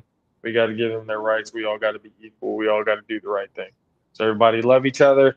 Try to do one good thing every day. One small good thing, big good thing, whatever it is. Whether you give a homeless man $1 or whatever. Just do one good thing. One random act of kindness will always have a web effect and do good things. So we love you guys for hanging out with us. We'll talk to you guys next time. For myself, JP. And your boy AC. Thank you very much. Podcast, The Rebirth, Common Sense. We love you guys. We'll see you later. Deuces. Deuces.